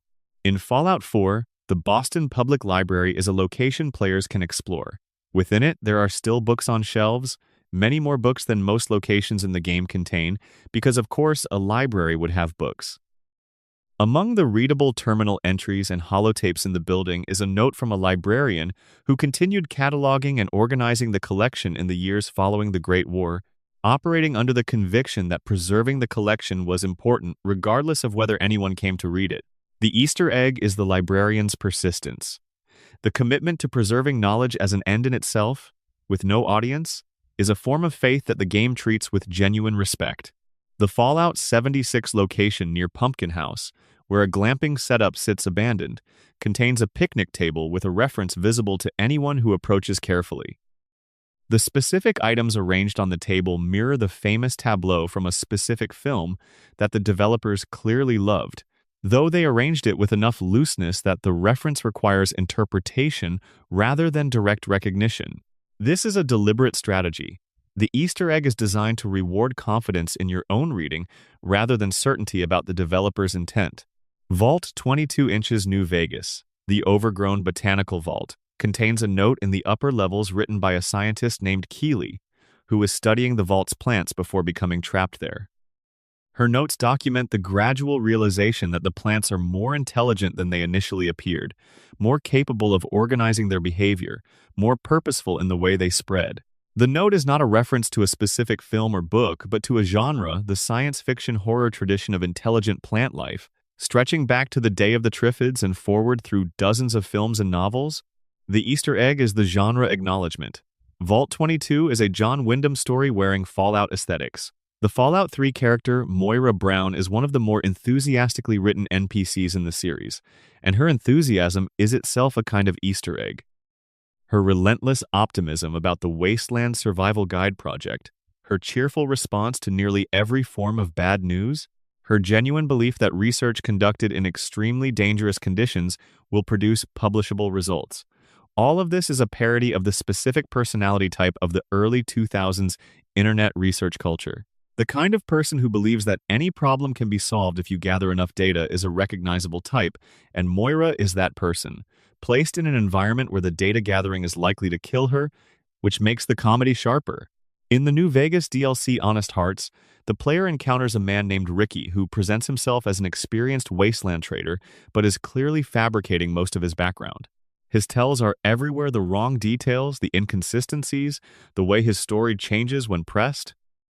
The Easter egg is that Ricky is a portrait of a specific kind of social performance, the person who constructs a false biography to gain access to opportunities they feel excluded from. The developers gave this archetype a Fallout-specific setting and let players recognize it. In Fallout 3, the combination to a safe in Little Lamplight uses numbers that can be read as coordinates pointing to a location in the capital wasteland that the player might not otherwise know to look for. This is an Easter egg built into the game's systems. The reward for finding the safe is not inside the safe, but the information that allows the player to find something else. The joke is recursive. Finding the Easter egg gives you directions to another Easter egg. The Fallout 4 settlement building system, when fully extended, allows players to build structures that resemble the pre-war architecture visible throughout the game. Players who study the existing buildings carefully and then replicate their design principles in their own settlements are in some sense making their own small Easter eggs, building versions of a world that no longer exists, using only the materials the wasteland provides. The game rewards this without ever pointing to it as a feature. The most creative players will find, if they look, that Bethesda left exactly enough material for them to recreate a version of the world that was lost. The Prost Bar's recreation of Cheers is so thorough that it includes the specific baseball memorabilia Sam Malone would have accumulated over his career. The developers at Bethesda apparently watched enough Cheers to note the specific team allegiances and decoration choices that a Boston bar owner with a Red Sox background would make. The level of research is disproportionate to the actual visibility of the Easter egg, which most players will walk through without consciously registering the Cheers parallel. But it is there, and it is complete. In Fallout, New Vegas, the King, the leader of the King's gang in Freeside, is modeled visually and behaviorally on Elvis Presley. His followers have all adopted Elvis-inspired fashions and mannerisms, derived from an obsession with old tapes of an Elvis impersonator whose archive they discovered. The Easter egg is the transmission of culture. The Kings do not know who Elvis was, they know who the impersonator was, which means their culture is a copy of a copy, appropriating the aesthetic without access to the original. This is a very specific and pointed comment on how cultural transmission works after catastrophe. The Dead Money DLC's villain, Father Elijah, is a former Brotherhood of Steel elder whose obsession with the Sierra Madre Casino and its pre-war technology has driven him to increasingly extreme behavior. His character is structured as a parody of the kind of collector who believes that the value of an artifact justifies any cost to obtain it. The Easter egg is his name. Elijah was the Old Testament prophet who was taken up to heaven without dying, who is associated with waiting and with the return of the Messianic era. Father Elijah is waiting for something that is never coming, in a place that will outlast him. In Fallout 76, the Eyebot named the Pied Piper is never officially named in the game, but it has been documented extensively by the community. Its design is standard Eyebot. Its behavior is not. The fact that it has attracted a following of irradiated rats through music is a behavior that has no mechanical explanation in the game's systems. It is an environmental narrative detail placed there by the developers, specifically so that someone who encountered it would wonder why. The wonder is the Easter egg. The Fallout 4 companion dialogue for Nick Valentine includes multiple references to classic detective fiction. Nick is a synth modeled on a 1940s film noir detective, and his commentary on situations throughout the game borrows from the specific speech patterns and moral frameworks of hard-boiled detective fiction. Raymond Chandler's Philip Marlowe, Dashiell Hammett's Sam Spade Nick speaks their dialect naturally because he is their descendant, a version of that archetype that survived the apocalypse. The Easter egg is the genre. Nick Valentine is a walking reference to a tradition of American crime fiction, and every line he speaks carries that tradition into the Commonwealth.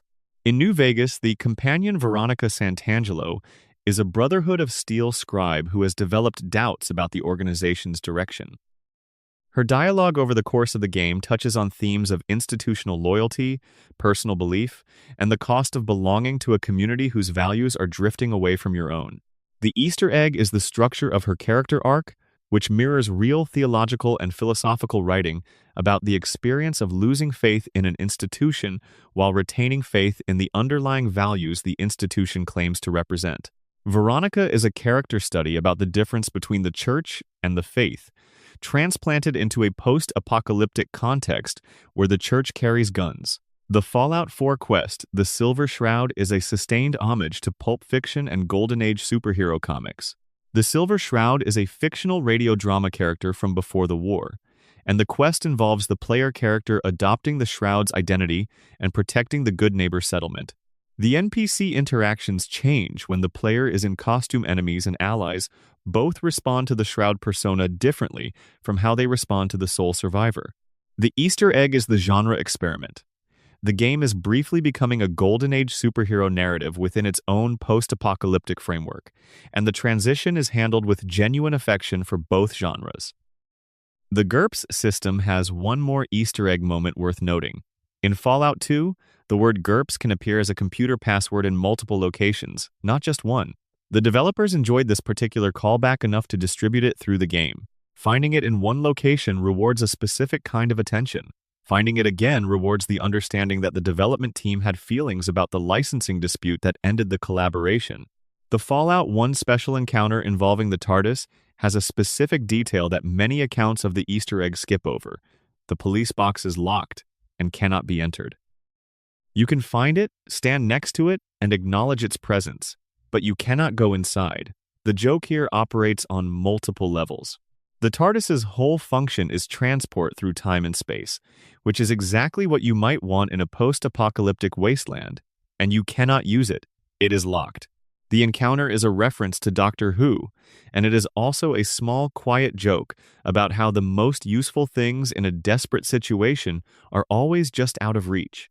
The Fallout 2 ending, when achieved by particular character builds, contains specific epilogue slides for different regions of the game world that change based on the player's actions.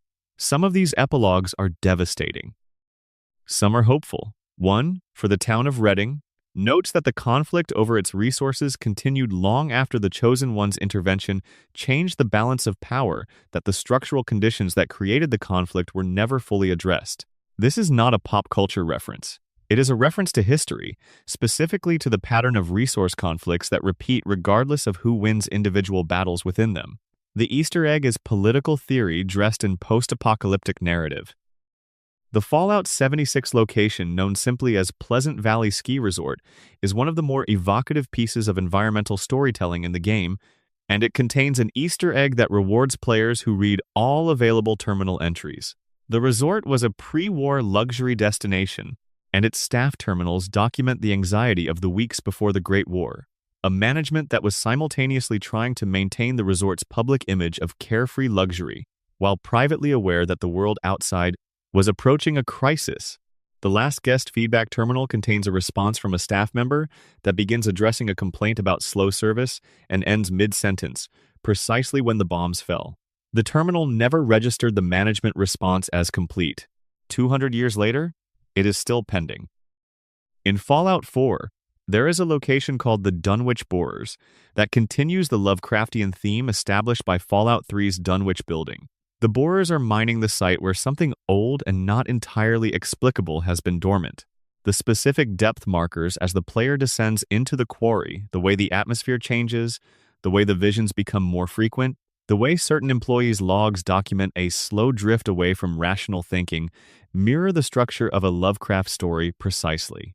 The deepest point of the excavation contains something that was there before the company arrived, before the city above was built, before the colonial era.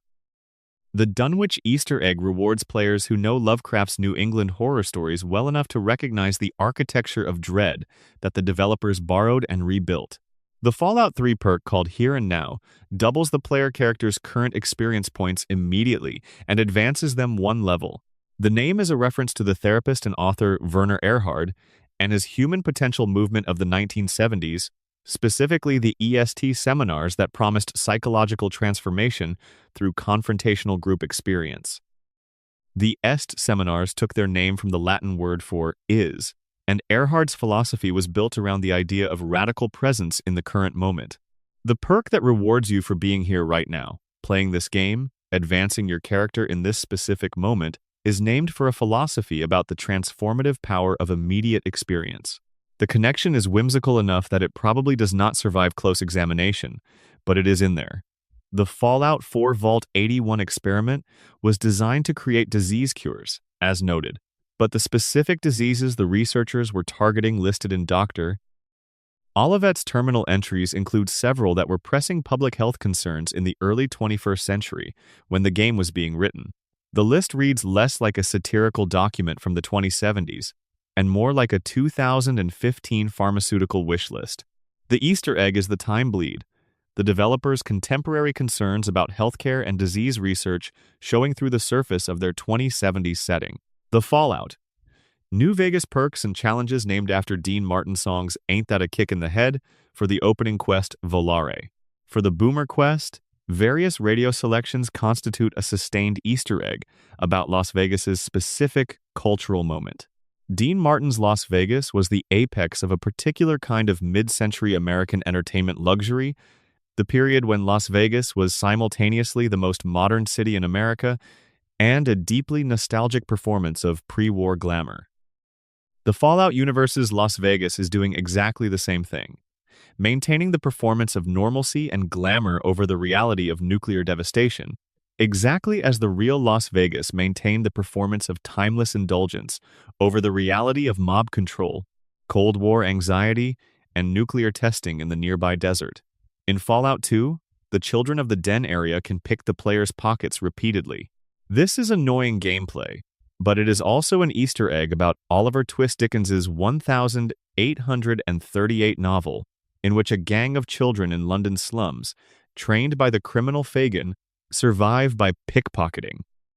The Den street children reference the same desperation, the same survival economics, in a post-apocalyptic American desert rather than a Victorian London fog. The connection is not explicit, but the behavior is too specific to be accidental.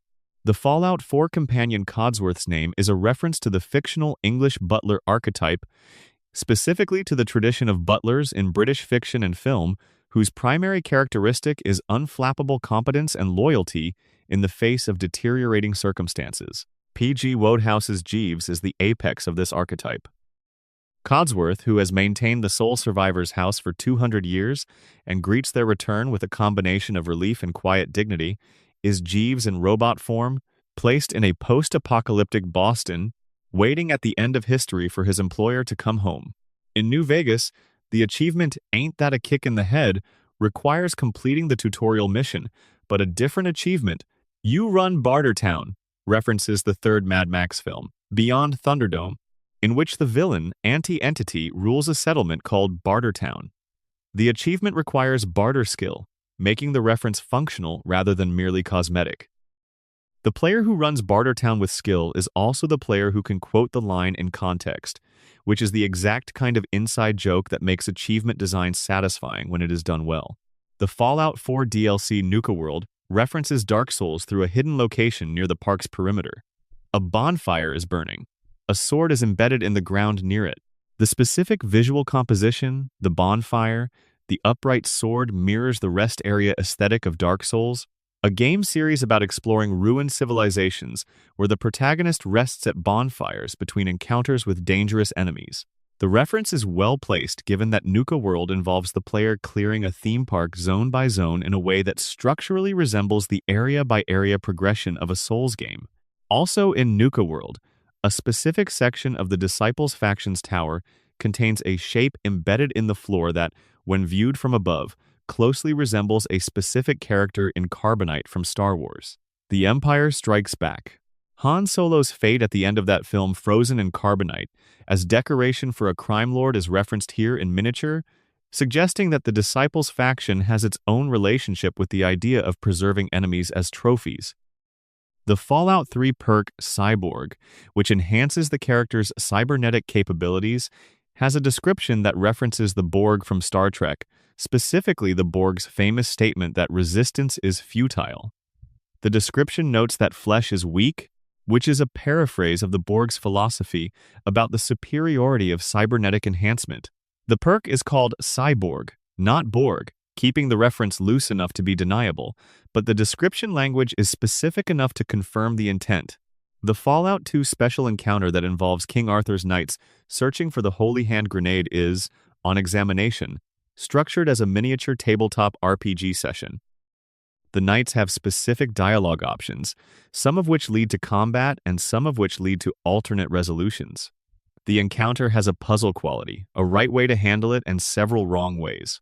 The development team at Black Isle were demonstrably tabletop RPG players, and this encounter is them designing a classic pen and paper module moment inside their video game, a silly scenario with real stakes, requiring player decision-making rather than reflexes to resolve. The Easter egg is the form, a video game referencing a film referencing a classic work of literature, filtered through the design language of tabletop role-playing. The Fallout New Vegas companion Rex, the cybernetically enhanced dog, has a series of behaviors that reference both the old television show Lassie and the earlier Fallout 2 quest involving Johnny and a well. With Wild Wasteland active, Rex will attempt to communicate with the courier about a child named Little Jimmy, who has fallen down a well, a running joke about Lassie's famous ability to communicate complex information about specific locations and events. Through barking, the Fallout 2 reference adds a second layer, since there really is a well with a child skeleton in it, just as there was a quest in Fallout 2 involving a boy and a well and a dog that tried to help. The Easter egg has been passed forward from one game to the next like a relay baton, accumulating meaning as it goes. The final Easter egg on this list is not a specific location or item or dialogue line. It is the series itself, considered as a continuous artifact. Every game in the Fallout franchise was made by people who cared intensely about the previous games in the franchise, who wanted to honor what had been built, who found ways to express that respect and affection through small hidden moments that required knowledge of the previous games to fully appreciate. The cross-game continuity of Herald, the recycled asset that became its own tribute, the persistent GURPS password, the vertibird rotor that traveled from a crashed aircraft in one game to a companion's weapon in another, all of these are the same Easter egg, expressed in different forms. The series remembers its own past and wants you to share that memory. That is the rarest kind of Easter egg, not a reference to something outside the game, but a reference to itself, to the history of a franchise, to the community that formed around it, to the conversation that began in 1997 and continues today. The Wasteland keeps remembering, and so do we. So there they are, 200 Easter eggs scattered across more than 2 decades of post-apocalyptic world-building, from a British police box in a California desert to a Jack Torrance skeleton in a West Virginia hedge maze, from a safe combination that references Lost to a perk that remembers a failed RPG licensing deal from the 1990s. Every single one of them is a small act of generosity from someone who made something and decided that hiding things inside it for careful players to find was worth the effort. You found them. You were the careful player. If this video helped you rest tonight, or gave you something to settle into while the world outside quieted down, that is the exact thing it was made to do. Press like if it worked, subscribe if you want more, and leave a comment telling me where in the world you are watching from and what time it is where you are, because I genuinely like knowing that this reaches different places at different hours. The wasteland is wide. There is still more to see. War never changes. Good night. The Deep Archive. 20 more buried in code, lore, and legend. Before the final goodbye, there are a few more discoveries that deserve their own space. Easter eggs that exist at the edge of the visible, requiring specific actions, specific knowledge, or a willingness to look at the game from an unusual angle. The Fallout 3 character, Simone Cameron, one of the NPCs found in the Lincoln Memorial Quest, is named after Simon Cameron, Abraham Lincoln's Secretary of War from 1861 to 1862. Lincoln's cabinet is threaded through the names of characters in this part of the game, as noted earlier, but Simone Cameron specifically deserves extra attention. The real Simon Cameron was a controversial figure who was forced out of the cabinet amid accusations of corruption, specifically of awarding government contracts to political allies. In a quest about liberation and the legacy of the Civil War, naming a character after Lincoln's most ethically compromised cabinet member is a deliberate choice with uncomfortable implications about the relationship between idealistic causes and the practical politics that surround them. In Fallout 2, When the player character achieves a particularly high reputation in a given settlement, they can receive a title that functions as a kind of Easter egg about the specific nature of the achievement. Being recognized as a hero in the NCR, while simultaneously being known as a criminal in the Den, produces a cognitive dissonance that the game's reputation system makes explicit. The same person doing the same things is evaluated completely differently by different communities. The Easter egg is moral relativism built into the data structure. The Fallout 4 faction, the Railroad, which operates as an underground network helping synths escape the Institute, has a name and a historical resonance that the game acknowledges but does not overplay.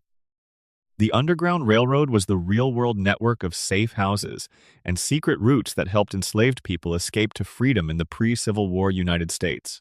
The Fallout 4 Railroad follows the same structural pattern: secretive, cell-based, motivated by a belief that the beings being helped are people regardless of what the dominant institution claims. The Easter egg is the naming choice, which commits the game to a specific political position about synthetic persons without ever delivering a speech about it. The dialogue system in early Fallout games occasionally produces a specific category of response option that only appears if the player character has extremely low intelligence. These low intelligence responses are uniformly nonsensical, often referencing things unrelated to the conversation, and are treated by NPCs with various combinations of pity, amusement, and alarm. The Easter egg is how well written the bad dialogue is. The writers had to imagine a character who genuinely cannot track a conversation, and the specific ways that character fails the associations they make. The tangents they follow reveal a careful understanding of how cognition breaks down. The dumbest version of the player character is one of the most thoughtfully written. The New Vegas companion Craig Boone was an NCR sniper who lost his wife to slave traders from Caesar's Legion. His personal quest involves the player helping him identify and kill the Legion officer responsible. The quest is structured around Boone's grief and his need for a target he can understand and destroy, which the player must help him find or help him reconsider depending on how they engage with his arc. The Easter egg is a small detail in his backstory that references a tradition in American war novels about the particular psychology of the trained killer, who has been given a reason to direct that training inward. Boone is a character type from a specific tradition of writing about veterans, placed in a post-apocalyptic wasteland and given a personal moral crisis. The graffiti in Freeside and various other locations in New Vegas is more carefully considered than it initially appears. When you slow down and read it, you find a layer of commentary about the game's factions, the NCR's relationship to the people it claims to be protecting, and the experience of being poor and disenfranchised in the shadow of a casino economy. The graffiti is not decoration. It is the voice of Freeside's permanent residents, and it is saying things the game's main questline does not say directly. The Easter egg is political. There is a perspective embedded in the game's background that the foreground plot never explicitly endorses. In Fallout 4, the Museum of Freedom in Concord, one of the first major locations players encounter, contains a painting that depicts a historical American event in a way that is slightly altered from the real version. The alteration is small enough that players who know the original might register a mild wrongness without being able to place it, and players who do not know the original simply see a painting. The egg here is the gap. The Fallout universe's timeline diverged from ours at a specific point in the 1940s, and small historical alterations like this are consequences of that divergence. The game is showing its work. The Fallout 76 graffiti throughout Appalachia varies significantly by region in ways that reflect the actual regional cultures of West Virginia. The coal country has graffiti about labor and extraction. The mountain areas have graffiti about isolation and independence. The suburban areas have graffiti about the experience of middle-class normalcy being suddenly and completely undone. Each region's graffiti is its own small essay about what that community was before the bombs fell and what it was trying to hold on to afterward. The Easter egg is the research. The developers studied West Virginia enough to understand what its different communities would have been writing on walls.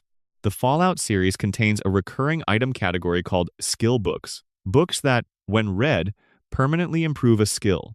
The skill books have real titles, and the titles are consistently chosen to create a small joke about the connection between the book and the skill it improves. Patriot's Cookbook improves explosives.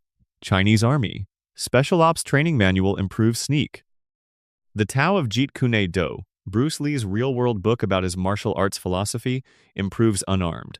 The existence of a Bruce Lee instructional text in the post-apocalyptic capital wasteland is a very specific implication. Somewhere in Washington, D.C.'s ruins, before the bombs fell, someone had a copy of Bruce Lee's philosophy and thought it was worth keeping. The Fallout 1 special encounter called Guardian of Forever presents the player with a portal that references the Star Trek episode The City on the Edge of Forever. In that episode, the Enterprise crew discovers a device called the Guardian of Forever on a dead planet, a portal through time that can show any moment in history. The Fallout version cannot be entered and does not offer time travel, but its name is the Easter egg. Something called the Guardian of Forever in a post-nuclear landscape is a very specific kind of sad. All that temporal possibility, going nowhere, in a world where the worst version of the future has already arrived. The Fallout 2 reference to Futurama predates Futurama, not in the sense that the 1998 game predicted Matt Groening's 1999 animated series, but in the sense that both the game and the show were drawing from the same 1950s retro-futurist aesthetic tradition. The World's Fair optimism, the Jet Age predictions about automation and leisure and the shape of things to come. When Fallout and Futurama feel like they are referencing each other, they are actually both referencing the same source material, the world that dreamed about the future before the future arrived. The Fallout 3 DLC Mothership Zeta contains a memorial of sorts within its alien collection area. The aliens have been collecting samples from Earth for a very long time, and their collection includes artifacts from multiple historical periods. Walking through the collection is a tour of a version of human history as seen by observers who have no stake in the conventional narratives about it. The Easter egg is the perspective. What does human history look like to someone who was watching from outside, who has no investment in the stories we tell ourselves about our achievements? The Alien Collection is an art museum that answers that question without commentary. In New Vegas, the character Ulysses, the antagonist of the Lonesome Road DLC, has a name with multiple layers of reference. Ulysses is the Latin name for Odysseus, the hero of Homer's Odyssey, who spent 10 years trying to get home after the Trojan War. The Fallout character Ulysses has spent years trying to return to a place that is not quite home, carrying grievances and questions about identity and belonging that parallel the epic journey of his namesake. The Easter egg is the name itself, which tells you exactly what kind of character you are dealing with before he speaks his first line. In Fallout 4, far to the east of the main map, there is a small island accessible by boat that most players never visit. The island contains a location with environmental storytelling that suggests a family that tried to survive there in isolation, a decision that worked for a while and then did not. The details of how it stopped working are visible in the arrangement of the space, without any written explanation. The Easter egg is the island's existence. It is far enough from the main content that visiting it requires genuine curiosity, genuine willingness to go far from where the game is directing you, and it rewards that curiosity with a complete story told in objects rather than text. The Fallout 76 dungeon called the White Spring Resort contains a reference to the real Greenbrier Resort in White Sulphur Springs, West Virginia, which famously contained a secret underground bunker built for members of Congress during the Cold War. The White Spring in the game has its own underground complex, populated by robots that continue to maintain the resort's operations long after human departure. The Easter egg is topographical and historical. The game placed its version of this location in approximately the right place on the map and gave it the same function: a luxurious, above-ground facade concealing a survival infrastructure designed for the privileged. The Fallout series' treatment of the children of Adam across multiple games constitutes a sustained Easter egg about the nature of religious formation. In Fallout 3, they are a small cult in Megaton, marginal and slightly pitiable. In Far Harbor, they are a significant community with real theological depth, genuine believers whose faith is coherent on its own terms, even if the player disagrees with its premises. The development of the Children of Adam from a joke faction to a serious subject of religious characterization is a quiet acknowledgement that the writers grew more interested in them, which is itself an Easter egg about the creative process. Sometimes the background detail becomes the foreground story because someone kept thinking about it.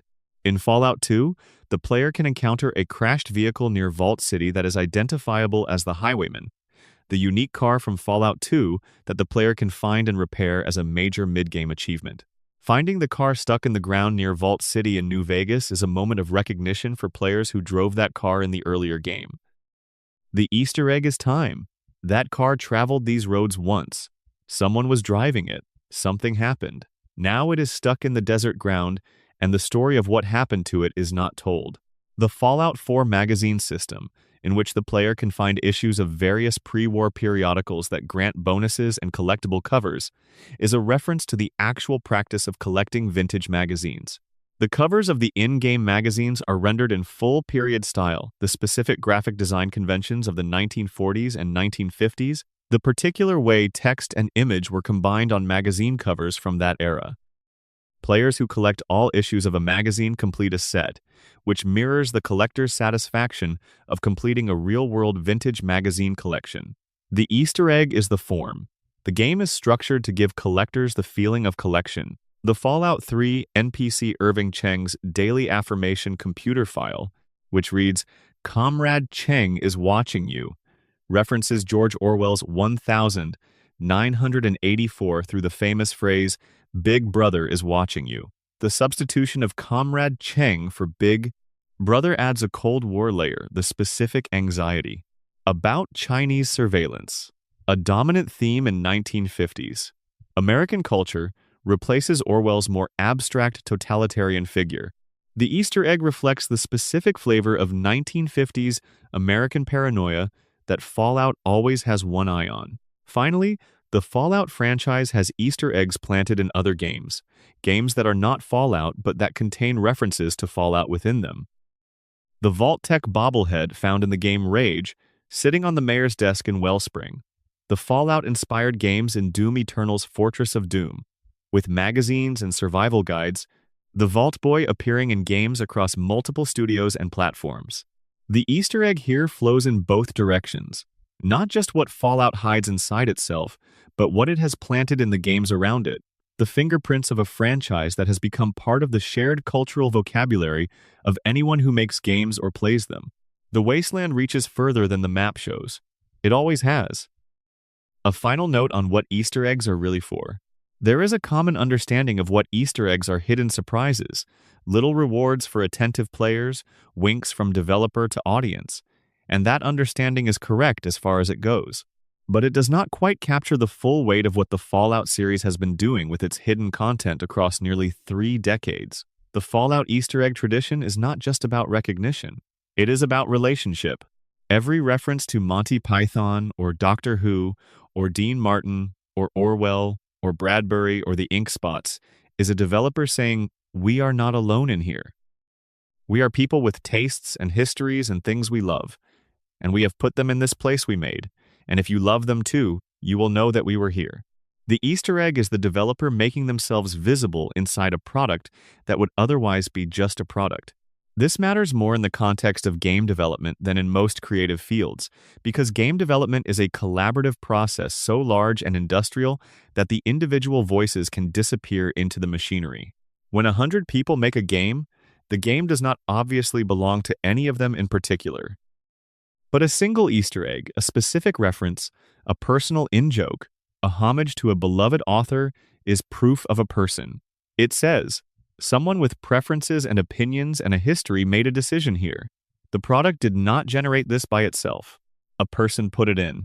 For the people who find the Easter eggs, the experience is the reverse. You are moving through a manufactured world, exploring a space that was built rather than grown, and suddenly you encounter something that could only have been placed there by a specific human sensibility. The Bradbury referencing Automatic House, the developer acknowledging NPC on the Megaton balcony, the Kate Beaton named Tesla rifle, these are moments of genuine contact. The world stops feeling like a product and starts feeling like a correspondence. Someone sent you something. You received it. This is why the hunting matters, why people spend years cataloging Easter eggs, sharing them in forums, making videos and guides and wikis dedicated to finding them all. The collecting is not really about the things being collected. It is about maintaining the relationship, the ongoing conversation between the people who make games and the people who play them, conducted in the language of hidden things. The Fallout series has been one of the most generous participants in this conversation in gaming history. From a police box in the California desert in 1997 to a Breaking Bad skeleton in the West Virginia mountains in 2018, from a GURPS password buried in a terminal to a fossilized dog waiting in a cave, the franchise has consistently believed that the players who came looking deserved to find something real when they arrived. 200 Easter eggs, and the conversation is not finished. It was never going to be finished. The developers keep playing. The players keep looking. The wasteland keeps holding its secrets, waiting. Somewhere out there, right now, there is a piece of the Fallout universe that nobody has ever written about publicly. A reference that nobody has connected to its source. A posed skeleton whose meaning has not yet been decoded. A terminal entry that looks like flavor text but is actually something else entirely. The community has been exploring these games for decades and is still making new discoveries. That is the real Easter egg, the one the whole franchise is hiding. The idea that there is always more, that the person who looks carefully enough, who goes just a little further than everyone else, who asks the right question about the thing that seemed obvious, that person will still find something new. The wasteland rewards the curious. It has always rewarded the curious. Go look. Closing thoughts on the craft of hiding things? The developers who built these games across 3 decades understood something that most creators do not consciously articulate, that the experience of discovery is itself a form of storytelling. When you find something hidden, you do not just learn a fact. You understand that someone put it there. You trace the line backward from the thing to the hand that placed it. You become, for a moment, in relationship with someone you have never met, who may not still be working in games, who may have made that specific choice in an afternoon 20 years ago and then moved on to the next task. The Easter egg tradition in Fallout honors this relationship more carefully than almost any other game series because it operates across multiple studios, multiple decades, and multiple creative teams, and the thread of care runs continuously through all of it. Black Isle cared. Bethesda cared. Obsidian cared. The teams who worked on Fallout 76 cared. Each generation of developers found the things their predecessors had hidden and chose to honor them, to continue them, to add to the collection rather than clearing it away. There is a Fallout 3 developer named Joel Burgess who talked publicly about the McClellan House Easter egg, the Ray Bradbury homage, in terms that capture what the best Easter eggs feel like from both sides. He said it was the Easter egg he was most proud of in the entire game. Not the most obvious, not the most rewarded, the one he worked on with the greatest care, that he felt the best about, that he hoped someone would find. And people did find it, and they wrote about it. And the conversation that began in 2008, when Burgess put a poem in a robot's memory, is still ongoing. That is what 200 Easter eggs add up to. Not a list of hidden things. A record of people who cared about what they were making. And the wasteland, in its silence and its rubble and its long memory, keeps proving them right. Sleep well, Wanderers. The wasteland will be here when you wake up, and it still has more to show you. The specific way the Fallout franchise handles its own history, carrying forward characters and locations and objects across multiple decades, multiple companies, multiple development teams, is itself a form of Easter egg that operates at the level of the entire franchise rather than any single game. Harold the Tree Man is not just a returning character. He is a promise that the things you value will be honored. The NCR in New Vegas is not just a faction. It is the outcome of decisions made by a different player in a different game a decade earlier, and finding it as a functioning civilization is a reward for longitudinal investment in the story. This is why people have been playing these games for so long, why they replay them, why they find new things on the 15th playthrough that they somehow missed on the first 14. The games are built for exactly this kind of attention, and they return it in kind, generously, consistently, with a warmth that persists even in the coldest and most ruined sections of the wasteland.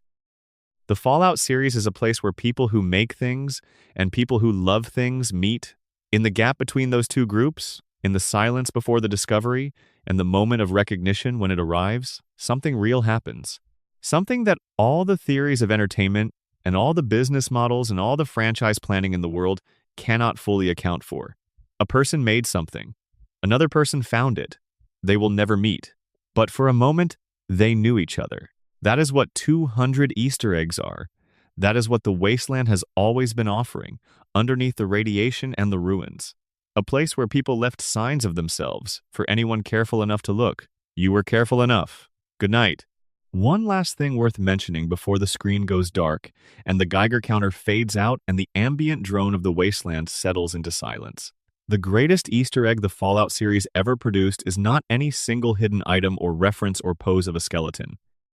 It is the fact that across nearly 30 years, through corporate buyouts and studio closures and franchise changes and industry transformations, the spirit of the thing has remained consistent. The games still believe in exploration. They still believe that the curious deserve rewards. They still believe that the right thing to do with a piece of world you have been given the responsibility to make is to pack it as full of care as it will hold. Vault Boy is still giving you a thumbs up. The wasteland is still waiting. The radio is still playing songs about better days. War never changes. But the people who hide things in the wreckage keep finding new ways to say hello.